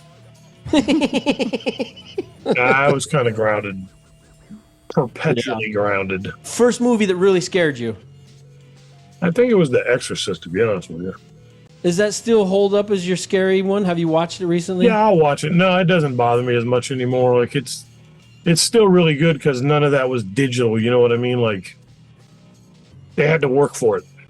Yeah. First movie that made you cry? It's kind of a toss-up on the timeline because I can't remember timeline-wise, but it's either E.T. when E.T.'s in the creek dying, or John Travolta in The Boy in the Plastic Bubble. That was a made-for-TV movie. Yeah, I never watched that. Yeah. Does the boy die at the end? No, he doesn't die at the end, but when you really want him to get out of the bubble, yeah, I cried. And then you started bawling? That was one of the ones where you went to your room, I'll be right back, Mom. And went to the room and cried real quick and then came back downstairs. Yeah. First major lie you told as a kid? So I didn't lie to my parents. Never? What? No, literally, you ready? You ready? Yeah. Mom could come home from work and she would be like, how's your day? Fine. What'd you do today? I drank 2 40s and fucked a fat chick on your bed. And she'd be like, Brad! Stop trying like God! And I'd be like, okay. Oh, my day was fine. And then that went on for years. So it didn't matter what I had done. I would literally, she'd be like, are you okay? I'm like, I am high as shit. She's taking me to work. She'd be like, Brad. And I'm fucking high as fuck. And she'd drop me off. And my sister would be like, yeah, Mom thought you were like just tired. I'm like, tired from working a 4-hour shift at BW3's in the mall? Anyway, years ago, what? I'm like 30 at Christmas dinner, 35 years old at Christmas dinner, and my mom says something to my dad like, remember how when we would ask Brad how his day was or how this was or that was, and he would come up with these outlandish stories, and my dad's looking at me and everybody starts laughing, and she looks at me, do you remember? I'm like, yeah, because they weren't stories. I was telling you the truth. She thought you were just fucking around. Yeah. And then I was telling you the God honest truth. And again, she's like, Bradley, you stop the And I'm staring at my dad, and he's just shaking his head like, I knew it. I fucking knew it. But I never lied. I told the truth because the truth was impossible for them to believe. What about your first pet? Scratch, a bloodhound. Oh. Have you had a bloodhound since Scratch? Uh-uh. That's a good dog, right? Uh-huh. She was great. Yeah. Lots of ear infections. Oh, she never got one. I've never really had a problem. Like, I don't know. It's because they're not running through the woods over here or something. But she never had an ear infection. I rescued her, and she was probably already like 4 or 5, and she was around for probably 12 or 13 years. Yeah, that's a good dog. I like that. I like dog. it. Plus, I like the bark. Mm-hmm. Yeah. Deep. First time you ever got drunk? Joe Lindemann's house, 7th grade, like party. His older brother, forgot his name. He brought like 3 cases of fucking Little Kings. And then here's some 11th and 12th graders, and the Little Kings are that big. And I'm drinking them. And these other cats are like, putting their tongue. And I'm like, yeah, I fucking annihilated drunk. And then I don't remember anything. I remember we were doing shit like going by the neighbors' houses and pooping on the steps. Then they took us home the next day. I slept that was a Friday. I slept Saturday and Sunday and didn't get up one fucking time. I was so hungover. That was a good proper drunk. Yeah, that didn't happen again for a long time. All right, let's get into your worsts. What's the worst sound? Anything that would come out of an ex's fat mouth. That's good. Worst movie. Worst movie. On Golden Pond. Worst TV show. Seinfeld. Oh, you're not a TV. Shut your fucking mouth about it. Okay. Worst musical instrument. The recorder. Worst profession. The guy that has to clean the tilapia tanks. That's good fertilizer. Yeah, but you still got to clean it. That's Somebody's got to get in there and play around with it. Yeah. What's the worst kid's toy? The worst. Just the worst. I mean, kid's my toy. favorite and the worst was Jarts, the original Jarts. Oh yeah, those are dangerous. Yeah. I think you were talking about him. Worst DJ ever. And Paris Hilton. Oh, that's right. She is a DJ. Huh? Yeah, any one of those. I mean, if I'm just saying that because I was gonna say girl talk, and then Brett beat me to it. Beat you. And to also, it, if you have something to say about it, out. if you have anything to say about it, Mr. Talk, you know where to find me.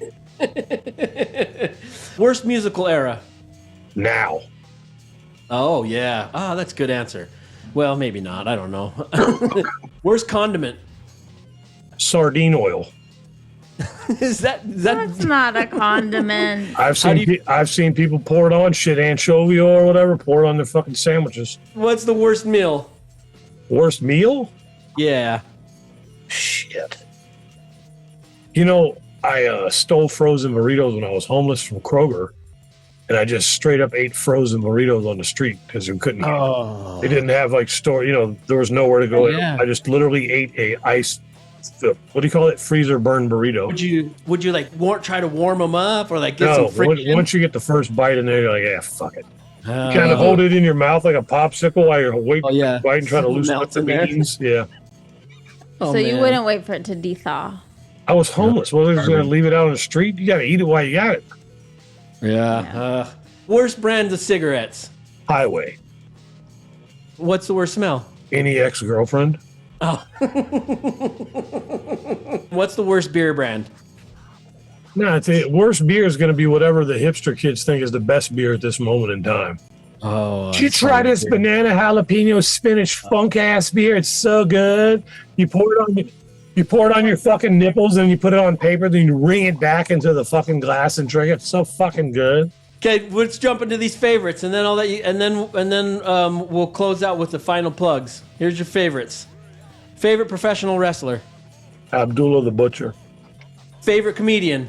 He just pounded that Kool-Aid. Eddie Murphy. Favorite musical? West Side Story. Okay. When you're a dick to the... West Side Story. Favorite Arnold Schwarzenegger movie? Running Man. Yeah, that's a good one. Favorite cereal? Captain Crunch. Favorite children's show? Oh, Electric Company. Oh, yeah, Electric Company is a good one. Favorite TV sitcom? Favorite TV sitcom? Corner Gas. What? Don't even know what that is. Mm-hmm. Favorite sitcom dad? You know what? Mr. Brady. From the Brady Bunch family. Yeah, because the logic was so fucking outlandishly ridiculous. Which part? All of it. Like when they when they did the Brady movie, you know, and they're kind of making fun of like how he would, you know, when you trust someone that you don't trust and they trust you, and then you don't trust the other person, then the trust is broken. Trust me. And that's kind of how the show really went. Okay, I'll take it. Favorite toy you had as a kid? Did I already ask you that? No, yeah, your favorite toy. Speak and Spell. Favorite album when you were younger? Run DMC, Run DMC. Favorite decade for you personally? Right now. Oh, cool. Favorite Adam Sandler movie? Punch Drunk Love. Oh, great movie. Favorite album now? Favorite album now? Run DMC, yeah. Run DMC. Yeah, cool. Favorite late night snack? Popcorn. With butter? Yep. You're getting sleepy. Get cool. It's kicking in.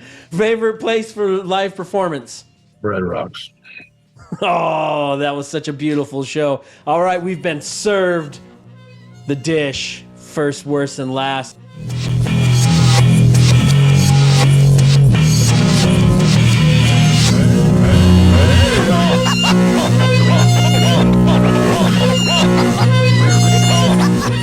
All right, for new listeners, what albums would you?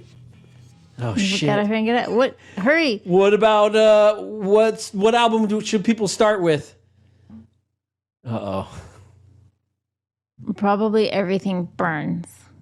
Well, as the group, as the two of them, everybody bleeds, everything burns. Well, I guess shit. I guess Jim Jones kicked in with this fucking Kool-Aid. All right, well, fucking, I guess. I know they're both on Instagram, so I'm sure you can find them there and on Bandcamp. Yeah, MrDibs.bandcamp.com, BrettFullerton.bandcamp.com. And I know you can sign up for Dibs' email, because I got an email. Yeah, and the new album's out right now. You should be pre-ordering it. God dang, I hate to see that these guys have passed away on us, but... R.I.P. guys. R.I.P. Mr. Dibbs and Brett Fullerton.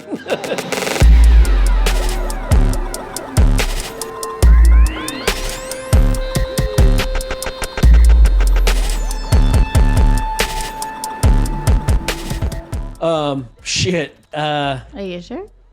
They may be dead. I do not know. But yeah, I don't know. Dibbs maybe went what do you call that when an actor gets into a role way too deep? Oh. He went method with their Halloween costumes and I think made a Kool-Aid concoction that killed them both. Boy, if I hear from them, or if I don't hear from them tonight or tomorrow, I'm gonna be slightly concerned. Well, listen, I'm proud to be creating these guys' album covers. This, we didn't mention it, but this 7-inch that's out right now, that you're pre-ordering right now, is the second one to a 3-part series. Each album comes with a print in it that forms. There's 3 prints that form one big print. So if you bought the first album, you have the center print that lines up with this one, and then the third album that comes out will have another print. And it's a cool image, and this image was made for this whole series. And they're all numbered. And they're all numbered and signed and limited editions. Yeah. And and there's limited editions on the album itself, right? Yes, the album themselves are limited edition, and I think they're trying to make it that you get the numbered print with the number of the album that you purchase. They're only releasing 300 of them, so again, this episode's airing on a Wednesday. You probably have about 2 or 3 more days to get your pre-orders in. Last time they didn't do pre-orders. This time they're doing pre-orders with the idea that these are probably going to sell out. The fucking music on it is absolutely fantastic, obviously, and I'm really happy with the album cover. It looks really cool. You have it there, but I guess I'm showing an image of it. I'm not a fan of serial killers. Me neither. But I just drew a couple of serial killers here in the drawing, but it's for an idea that Dibbs has had for a long time. If you haven't been able to tell, this is supposed to be Razzle? Elton, Dazzle. Elton John Wayne Gacy. So I've got to figure out, those are Elton's glasses. Yeah, so I'm trying to figure out how to make them look like Elton John glasses. Maybe they need to be orange. I was going to say gold or something. I don't know. I'm not a big Elton John. Well, these are bling. Yeah. But yeah, I'll give it a little more detail. And then what will it matter? Who am I going to give it to if they're both dead from I'm horrified at the fact that I said, do you think that you said he's what? an artist? No, well, I know. That is really That's so bizarre, gross. right? Okay, thanks so much, Mr. Dibbs and Brett Fullerton. Thank you guys for watching. Thank you for listening. Big thanks to Slug for sending in the fake Mr. Dibbs question, and a huge thanks to Dose One for also sending in some those Dibbs questions. He really had it nailed down, right? Just the words, the verbiage, all of it. That was Chad. Jacob. Yeah, so great. Or what was the? Well, yeah, you just watched the episode. I don't need to recap it. Okay, everybody. Thank you. That's it for now. Check us out on all the socials. You'll hear that at the end. If you wouldn't mind, go on there, make some comments on the episode. Share with your friends. It's fine. Rate them? Yeah, I guess it is fine. Okay, that's artbyty.com, DOD45.com. I'm Ty. That's Adrian. And we enjoyed talking with you. From all of us here, I'd like to wish you happy drawing, happy conversing, and thanks for conspiring with us. We're out of here. Peace. DOD45. Thank you for joining in on yet another episode of the DOD45 Show. Please hit the subscribe or follow button so that you never miss an episode. You can even go one step further by leaving us a review on the YouTube stream or on Spotify, Apple Podcast, or wherever it is that you stream our show from. You can find me at Art by Ty on all the socials or at artbyty.com. And if you'd like to follow the DOD45 Show on social media, we're at DOD45W on Instagram, or you can go over to our website at DOD45.com where you can shoot us an email, join our mailing list, and watch all of our past episodes. Consider joining us for a live chat on the YouTube premieres of episodes every Wednesday night at 8 p.m. Eastern. Peace.